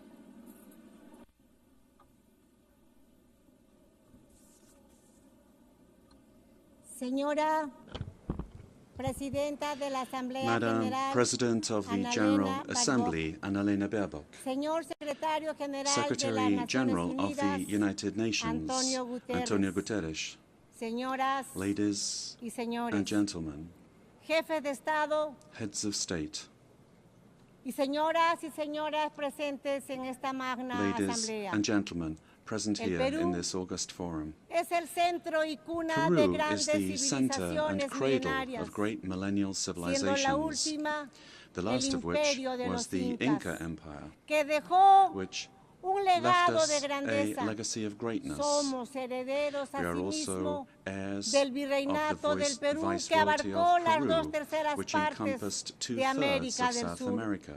Somos un país mestizo, We are a mestizo mezcla nation, fundamental a entre fundamental hispanos mix y between andinos, Hispanic and Andean orgulloso peoples, de ser heredero proud to de be los the más heirs grandes of the two imperios de greatest Europa y empires América of Europe del and siglo America XVI. of the 16th century. El pueblo peruano The es Peruvian hoy people today resiliente, are resilient, emprendedor, solidario, entrepreneurial, amante supportive, de la paz, and lovers of la peace, libertad y la freedom, democracia. and democracy. Nuestros grandes Our great writers, escritores, Mario Vargas Llosa y José and María José María Arguedas, Arguedas, compartieron la idea shared the idea de que el Perú that es Peru país is a de country todas of las sangres. all bloods. Nuestra identidad expresa Our creativamente identity que somos creatively la unidad expresses that we are de los the diversos, unity of the diverse, unidos bajo la misma united roja y under the blanca same bandera red and peruana. white Peruvian flag.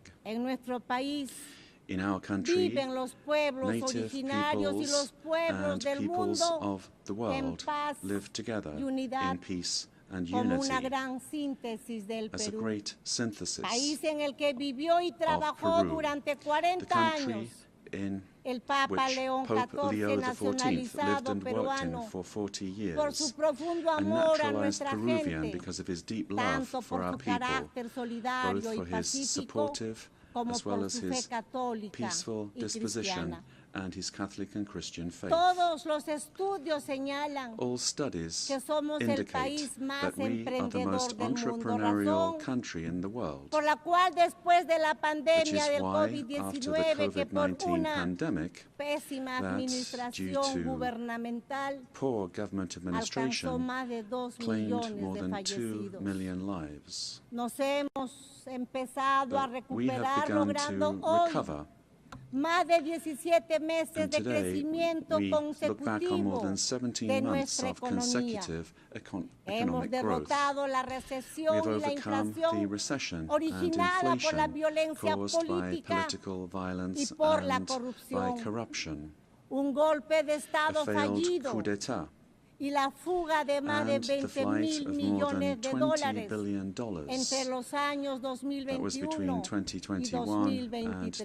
2023. Hemos recuperado la We confianza have de la inversión nacional, regained pero the trust of también national but also del extranjero, of foreign y investment, abrazado and a la we libertad. have embraced freedom. Somos un país solvente We y are a estable solvent and a stable por el country. golpe de Estado de diciembre del Because of the coup 2022 attempt que of December pretendía 2022, instaurar una which sought to dictadura establish a sometiendo dictatorship a todos los by poderes del forcing all Estado, branches of the state tuve que asumir into submission, I had constitucionalmente to la constitutionally presidencia de la assume the República. presidency of the Republic. Desde ese entonces Since that se date, estableció una narrativa narrative por la cual was el established golpista by which se the coup convirtió en plotter víctima y la became a presidenta victim que and the asumió president who constitucional y constitutionally legalmente and la legally presidencia assumed the presidency fue acusada was por algunas voces accused by de some golpista quarters y of being a usurpadora. coup plotter and La usurper. mentira trastocada en verdad Lies turned into y truth, la verdad en and truth mentira. turned into lies.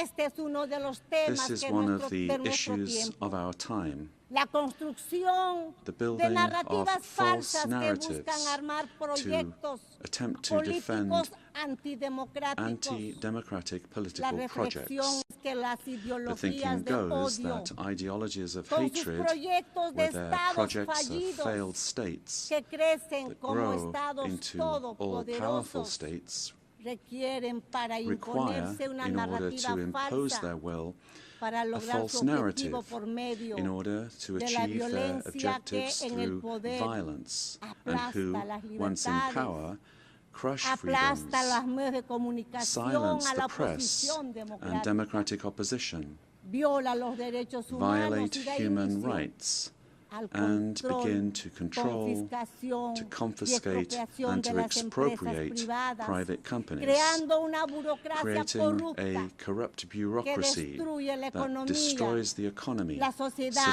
society, moral pública. and public morality. El primer paso The para first todo step ello for achieving es all la of this construcción is to build de un a relato en el narrative que se in order miente, to se lie, engaña to y deceive, se and manipula. to manipulate.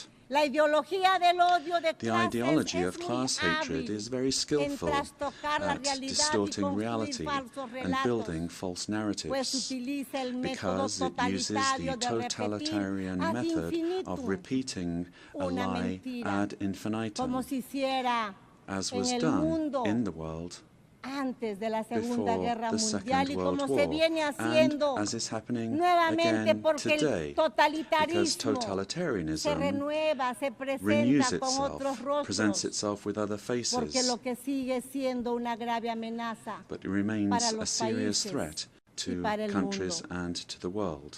El cínico relato se ve The cynical reforzado narrative is por el reinforced intervencionismo by en los interventionism asuntos in the internos de los internal affairs países, of countries, apoyando y difundiendo supporting and spreading falsedades falsehoods para to destruir la destroy democracy democracia and y eliminar eliminate la libertad. freedom. En el Perú In Peru, hemos superado we have overcome una fuerte, organizada y strong, persistente violencia organized and política que persistent political pretendía violence la that vuelta al sought the gobierno del return of the golpista, coup plotters y desde el government, año and since 2024 se ha 2024, logrado avanzar en el progress has been made restablecimiento de in la restoring estabilidad stability y and la confidence. confianza, razón por la cual And this la is why economía the peruana Peruvian logró crecer economy managed este to año grow this year by 3,3% y en el 3.3%. presente año 2025 And está in the superando current un year, crecimiento del 2025, is exceeding 3,5%, 3.5% growth. previéndose que el With año forecasts that in 2026 se 2026, mantenga la tendencia the de la trend of expansión economic growth will económica. continue. El gobierno The garantiza government 3 guarantees años de 3 years crecimiento of económico economic growth, encabezando las being the cifras leader en in Sudamérica. South America. La inflación que Inflation tenemos is es inferior al below 2% anual. 2% annually. Las reservas internacionales son International superiores reserves a los amount 88 to more mil than millones $88 de billion, dólares. Y nuestra moneda and our currency se mantiene remains estable y stable, se fortalece and it's cada día getting más. stronger every day. Nuestra deuda externa Our es menor external al debt is less than 32,2% del PBI, 32.2% of GDP, una de las más one of bajas the de lowest América in the y del Americas mundo. and in the world. Nuestro déficit And our fiscal fiscal este deficit año this será year de will be 2,2% 2.2% annually. anual. Señora Presidenta de esta magna Madam Asamblea, President of this el 24 magnificent de General octubre se Assembly, creó on las October Naciones 24th, Unidas, the UN was después created de la after World Segunda Guerra War II, Mundial, cuando se logró when one derrotar a of uno the de los greatest mayores proyectos totalitarian políticos political totalitarios projects construido built bajo una on an ideología de ideology odio of hatred que produjo el más grave genocidio leading en la to the most historia serious de genocide la in humanidad, human history, el the Holocausto, Holocaust, que was jamás, defeated.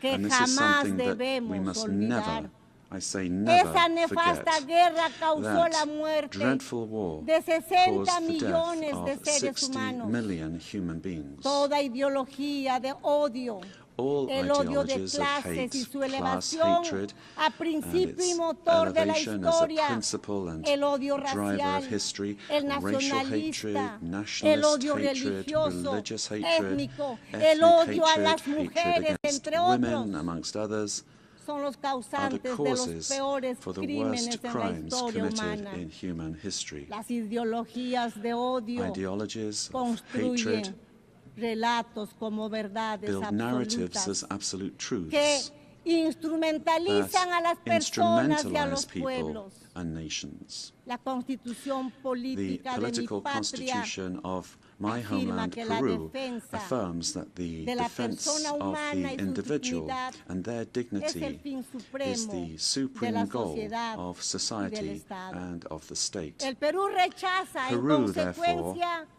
los dos principales Rejects the relatos two de odio principal en el hate mundo, narratives in the world, el odio de clases y el namely odio class hatred religioso, and religious origen hatred. de guerras These are the y origins violencia of humana. wars and En el inhumane Perú violence. hemos sufrido In Peru, más de 20 we años suffered de for un more than terrorismo 20 years mesiánico, from a dogmático, messianic, violento y dogmatic, genocida violent and que le costó genocidal la vida a terrorism más de that cost the 70,000 lives of more peruanos. than 70,000 El Peruvians. terrorista odia las The terrorist elecciones y el hates derecho elections and ciudadano the citizens' a right elegir y a to ser choose elegido. and to be Cuando participa, and to stand for lo election. hace para When they destruir la democracia participate, they do so desde to adentro. destroy democracy from Sin within. embargo, However, el relato que se ha querido the narrative imponer that es they una wanted mentira to flagrante. impose is a flagrant lie. Las Fuerzas Armadas The y armed forces policiales and the police que defendieron la who vida defended y the la life libertad de and los the freedom peruanos of Peruvians son are acusados now de violar accused los of derechos violating humanos, human rights. convirtiéndose así Thus, los the héroes, heroes who defensores de la defended vida, life, la democracy, democracia y la and freedom libertad en are victimarios, turned into y los victimizers, terroristas and the en terrorists víctimas. are turned into Así, victims. Los héroes que In this way, defendieron the la heroes who democracia defended son democracy are being perseguidos persecuted en in juicios que se trials prolongan that drag on por for décadas, mientras que decades, los while the terroristas terrorists son are indemnizados y compensated considerados and considered víctimas. victims. El mundo al revés.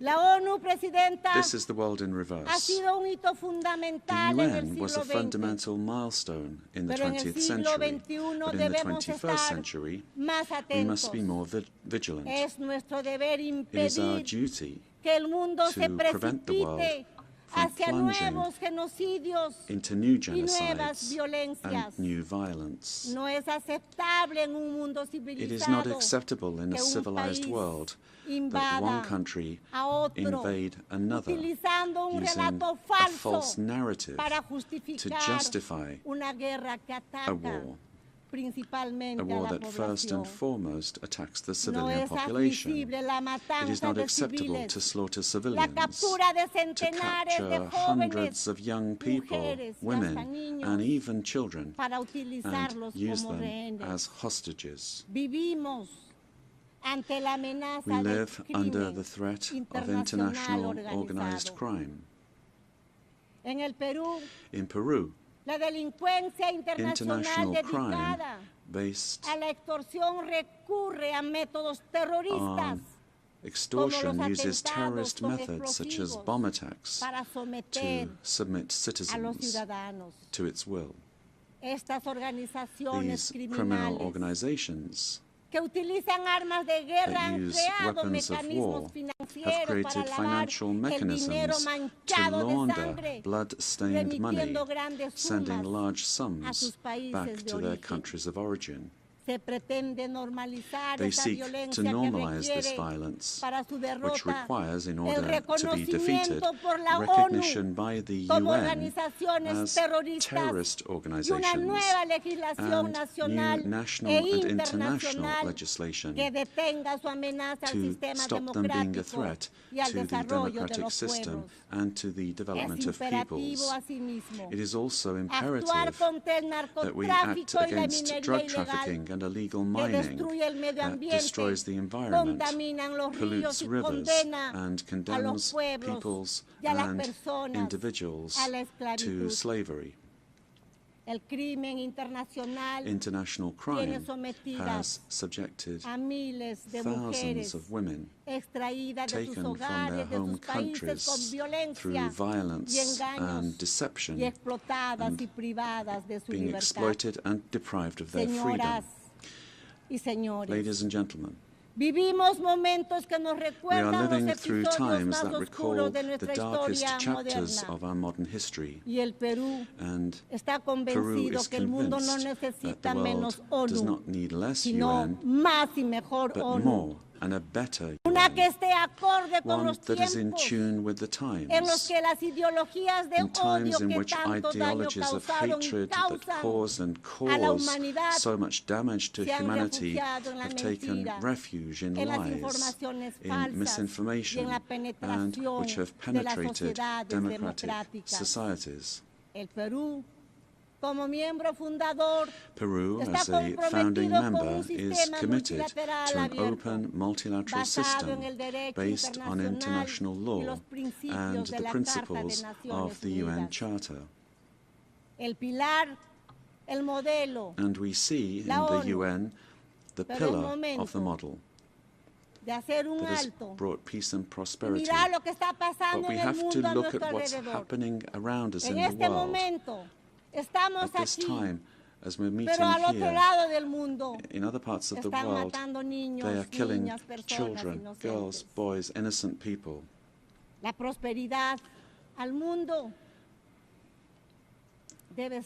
Prosperity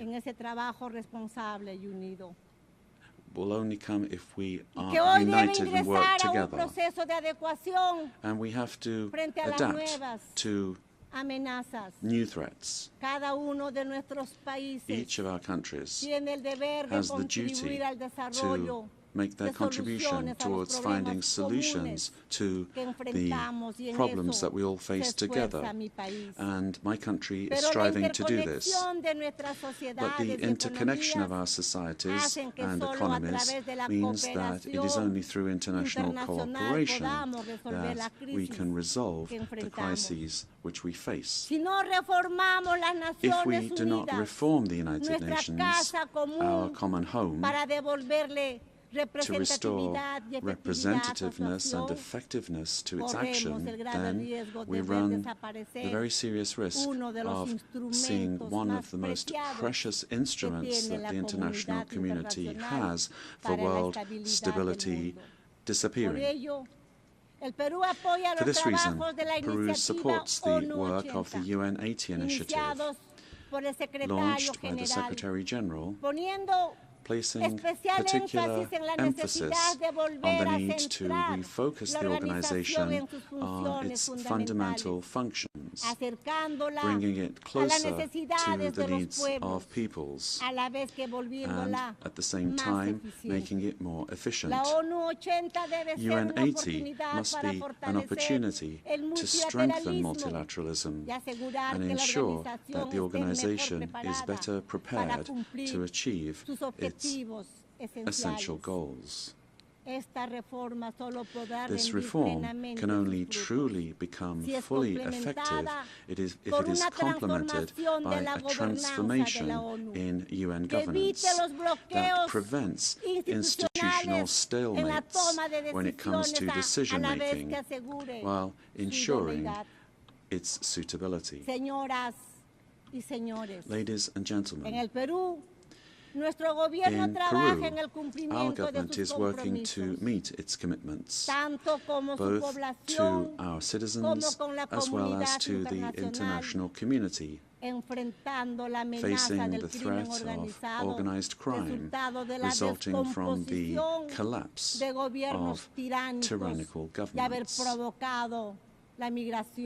that led to migration to other Desde el countries. primer día de This mi is gobierno, true of our country. hemos luchado From por day one, restablecer my la government has fought gobernabilidad to en el restore país governance in the y country derrotar la and to polarización y defeat la violencia. polarization and En el violence. Perú rige la In plena Peru, there separación de is full poderes separation of y el powers, Estado de the Derecho. rule of law, El respeto a la respect libertad for freedom y a los derechos and humanos. human rights. Mi gobierno es el más My estable government is the most en un stable periodo de of the 5 last años en el 5 que se han years, sucedido during which 5 5 presidents have succeeded one Estamos another. luchando por la seguridad We are fighting ciudadana, for citizen security, enfrentando a la delincuencia facing que crime aprovecha that takes el advantage alza del of precio the del rise oro in the price of y el gold narcotráfico and drug con trafficking. resultados positivos We have achieved que pueden positive, ser verificados. verifiable results in these areas. Trabajamos por fortalecer We are working el to capital strengthen humano. human capital. Estamos dando la We batalla are contra la fighting child desnutrición malnutrition infantil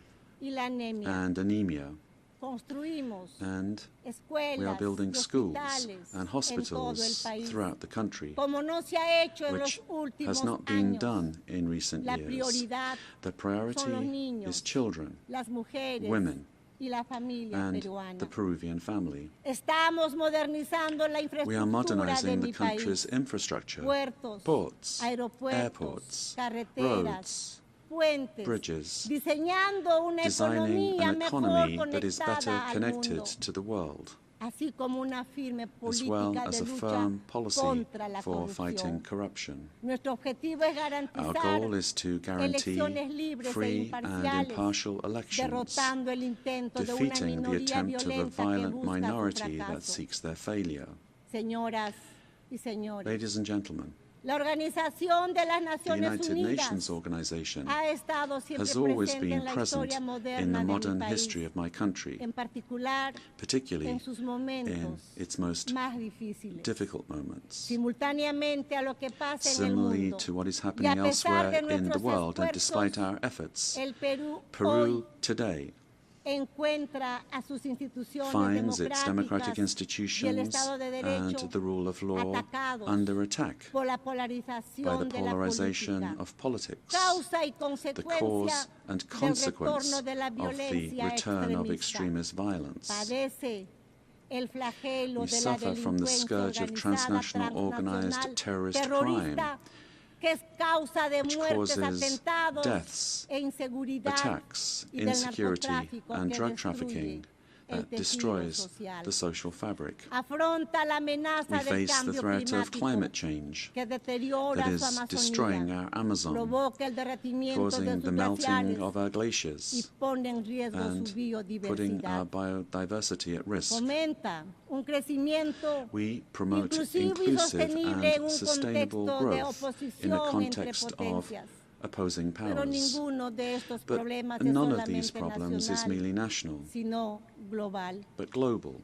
Por ello, This is necesitamos why que las we Naciones need Unidas the United Nations vuelva a ser to un once ágora del again diálogo y be la a forum cooperación. for dialogue and Deseo recordar el cooperation. legado del I wish to embajador recall Javier the Pérez de legacy of Cuellar, Ambassador Javier quien Pérez de logró Cuellar, ejercer who una managed acción to do relevante relevant de la work in the organización organization a pesar de la despite the Guerra Cold Fría. War.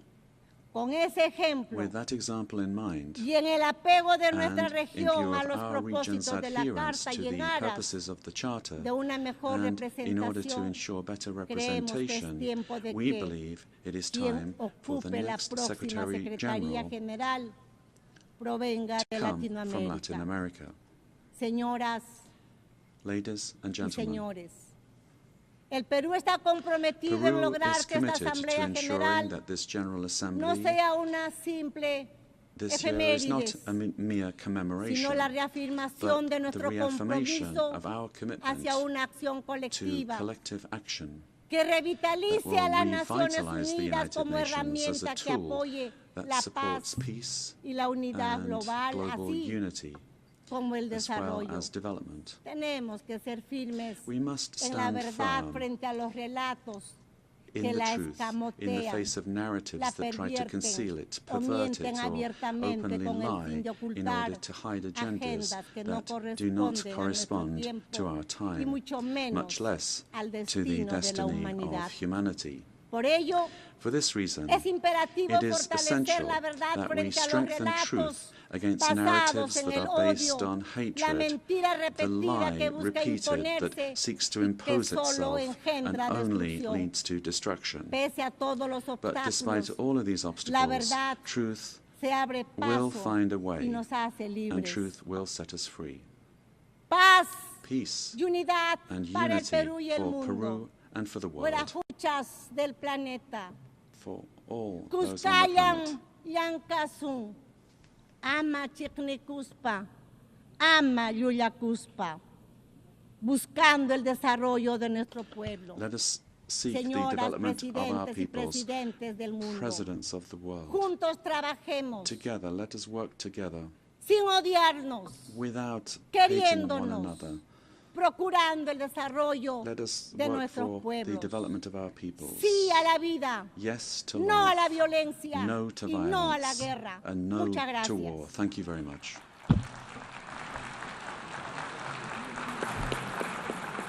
On behalf of the General Assembly, I wish to thank the President of the Republic of Peru.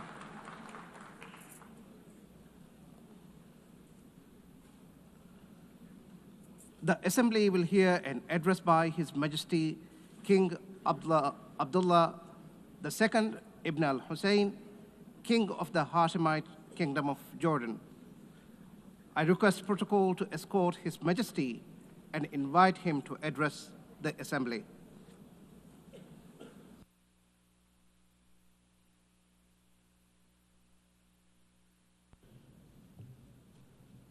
Bismillah ar-Rahman ar-Rahim. Madam President, Mr. Secretary General, In the name of Your God, the Excellencies. compassionate, the merciful. Another year, another UN General Assembly, and another occasion when I stand before you to address the same issue, the conflict in the Middle East.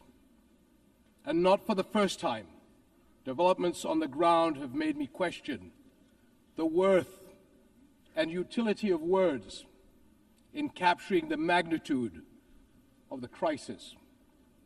Yet not speaking about it would signal acceptance of the situation and abandonment of our humanity. And that I will not do. Our UN General Assembly was born 80 years ago, pledging to learn from, not repeat, history. The world vowed never again. However, for almost as long, Palestinians have been living through a cruel cycle of yet again, bombed indiscriminately, yet again, killed, injured, and maimed, yet again, displaced and dispossessed, yet again, denied rights, dignity, their basic humanity, yet again. So I must ask, how long will it be before we find a resolution to this conflict, one that safeguards the rights of all sides and allows a level of normalcy in the lives of the families at its core? How long will it be before I stand before you and speak not of suffering and devastation in my region, but of prospect, prosperity, and potential? Sadly, this is not the only conflict in our world. And some may say that other wars are also devastating. But the Palestinian-Israeli conflict remains unique. It is the longest-standing conflict in the world. An illegal occupation of a helpless population by a self-declared democratic nation, and a flagrant violation of repeated UN resolutions, international law, and human rights conventions. A failure that should have elicited outrage and action, especially from major democracies. Instead, it has been met with decades of inertia. My friends, the war in Gaza marks one of the darkest moments in this institution's history. But although it is today's horror, the injustice stretches back decades. The Palestinian-Israeli conflict has been on the UN agenda throughout its 8 decades of existence. How long will we be satisfied with condemnation after condemnation without concrete action? When it comes to the Palestinian-Israeli conflict, it seems that what unfolds in the halls of power is theory. The struggles and suffering on the ground is reality. For decades, we have seen several attempts to achieve a solution by interim agreements and temporary stopgaps, none that delivered on the endgame. In fact, many would argue these processes served as a distraction as Israel grabbed more land, expanded illegal settlements, demolished homes, and displaced entire neighborhoods. Muslim and Christian holy sites in Jerusalem have been vandalized and desecrated by those under government protection. And throughout all these years, Israeli families, too, have not been able to live in true security because military action cannot bring the safety they need. Nowhere is that more evident than in Gaza. More than 60,000 Palestinians killed, 50,000 children injured or killed, miles of burnt-out rubble. Neighborhoods, hospitals, schools, farms, even mosques and churches in ruins. Widespread starvation. And what we are seeing is only a glimpse, because never in our modern history has the lenses of international media been obstructed like this from capturing the reality on the ground. Almost 2 years in, and the cruelty of this military campaign continues unabated. Furthermore, the current Israeli government's provocative calls for a so-called Greater Israel can only be realized through the blatant violation of the sovereignty and territorial integrity of its neighbors. And there is nothing great about that.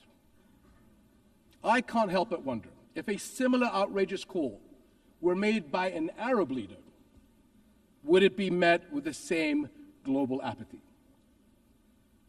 The international community must stop entertaining the illusion that this government is a willing partner for peace. Far from it. Its actions on the ground are dismantling the very foundations on which peace could stand, and intentionally burying the very idea of a Palestinian state. It has shown how little it respects the sovereignty of other countries, as we have seen in flagrant violations in Lebanon, Iran, Syria, Tunisia, and most recently, Qatar.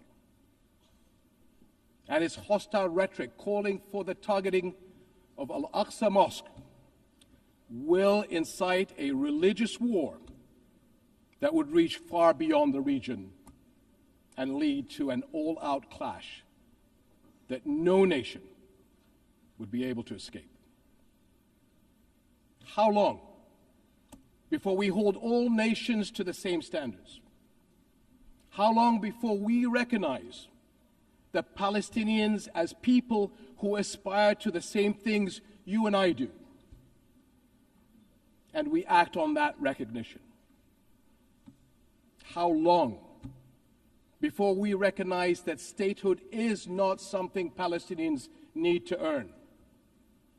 It is not a reward. It is an indisputable right.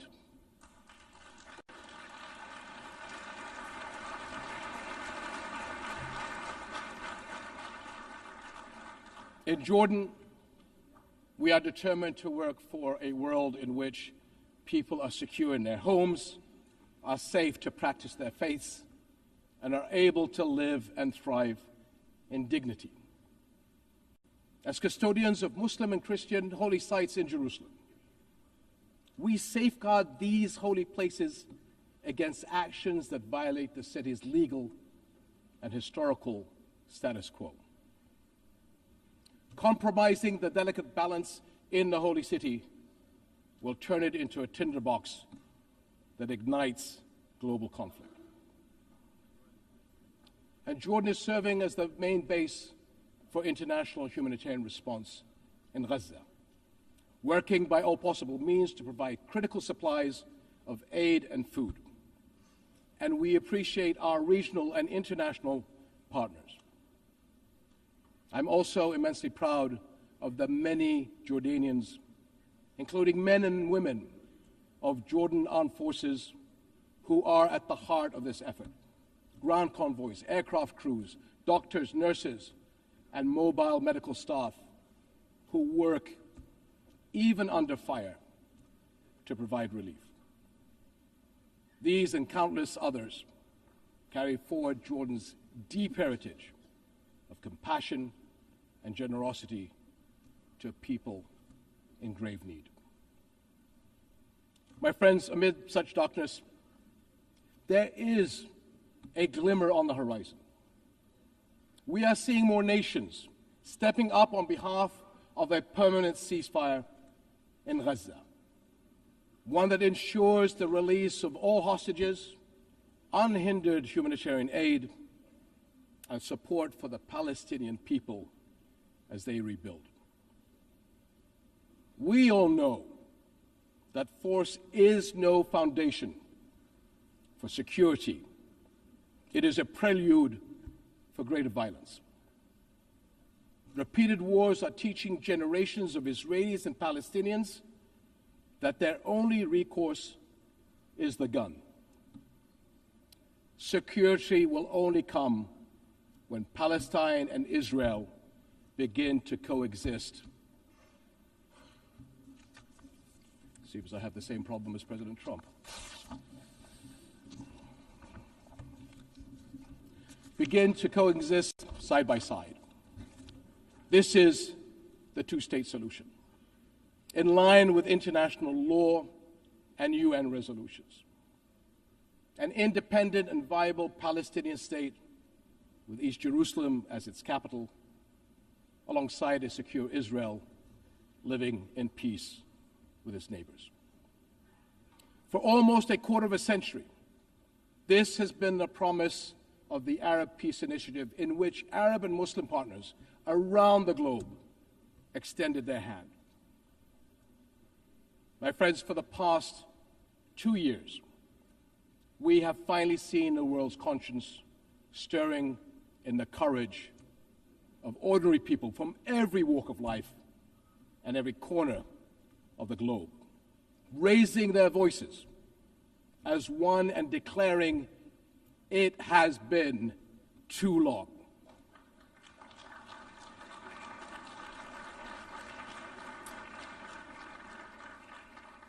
This United Nations must echo that call. It has been too long, and it must act on that call until peace is a reality. Thank you.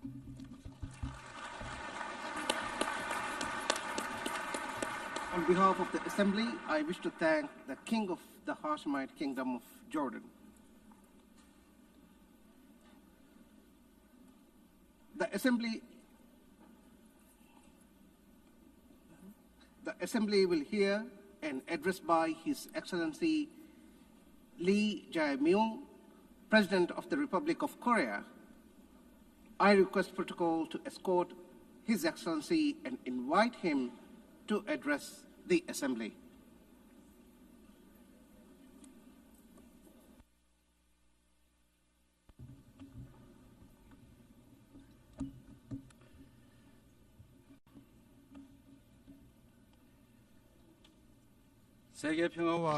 I would like to express my respect and gratitude to all members of the United Nations and staff of the UN Secretariat for their contribution to world peace and shared prosperity. I extend my sincere congratulations to Her Excellency Annalena Baerbock on assuming the presidency of the 18th session of the UN General Assembly. I also pay tribute to Secretary General Antonio Guterres for his unwavering dedication and hard work. I hope the 18th session of the UN General Assembly will achieve even more meaningful results under their outstanding leadership. Madam President, Mr. Secretary, and distinguished delegates, this year is a meaningful year marking the 80th anniversary of the founding of the United Nations. The past 80 years of the UN has been a valuable journey of protecting the dignity and values of humanity and at seeking a path forward for future generations. If someone asks what the UN has achieved, I would confidently reply, look at the 80-year history of the Republic of Korea. It is no exaggeration to say that the Republic of Korea's history, dotted with challenges and responses, is the history of the United Nations, which has constantly confronted enormous challenges facing humanity. Liberated from colonial rule the very year that the United Nations was founded, the Republic of Korea emerged from the scars of division and ashes of war through UN assistance, maintaining national identity while achieving industrialization and blooming into a democracy. Therefore, the Republic of Korea in itself is a country that has proven the value of the UN's existence. Whenever the Republic of Korea revived the hopes of lives as precious as the weight of the universe amidst horrific wars and disasters, the UN flag fluttered at the center of that intense solidarity. The United Nations has strived to provide equal rights and opportunities to everyone without discrimination, and has provided education and vaccines to make children's lives blossom. The small country in the East, which rose with the support of the UN and the international community, has become a proud UN member that is drawing the world's attention. It is raising its role and responsibility as a member of the international community more rapidly than any other country. There were times when democracy and peace were in crisis, but each time the Republic of Korea rose with indomitable strength. Even a safe coup could not break the people of the Republic of Korea's strong will, desiring democracy and peace. The revolution of light that the people of the Republic of Korea achieved against the darkness of the insurrection last winter was a historic moment that demonstrated the brilliant achievement of the UN spirit. The remarkable resilience and strength of democracy that the Republic of Korea has shown will be ours as well as the that of the entire world. I need you to take my hand and guide me away from all this, away to where the light shines through, to where the flowers bloom. As the novelist Han Gang, laureate of the Nobel Prize in Literature, wrote, the Republic of Korea will be a milestone of light for all those who join the journey toward democracy. Today, at the UN General Assembly, where world peace and humanity's shared prosperity is discussed, I proudly announce that a new Republic of Korea, which will be a beacon of light for global citizens, has completely returned to the international community. Thank you. The Republic of Korea, which has grown thanks to the support and assistance of the UN, will not hesitate to take on the role of a leading nation, generously sharing its experience and history of restoring democracy. Despite ceaseless efforts from all corners of the world, the international community's determination and aspiration to maintain international peace and security 80 years ago still remains an unfinished task for everyone. 280 million people are still in a state of extreme hunger. Armed conflicts around the world, including in Ukraine and the Middle East, as well as the climate crisis, which has already become a real problem, threaten the survival of humanity. The answer lies in the wisdom of the pioneers who founded the United Nations, as well as the path that the people of the Republic of Korea demonstrated. There is only one way: more democracy. The people-centered government of the Republic of Korea, through the power of collective intelligence, is ceaselessly attempting innovations, seeking better alternatives in democracy. The way to solve common challenges facing the international community is no different. When all the countries experiencing the same problems gather here at the United Nations and continue multilateral cooperation, putting their heads together, we will all be able to move toward a bright future of peace and prosperity.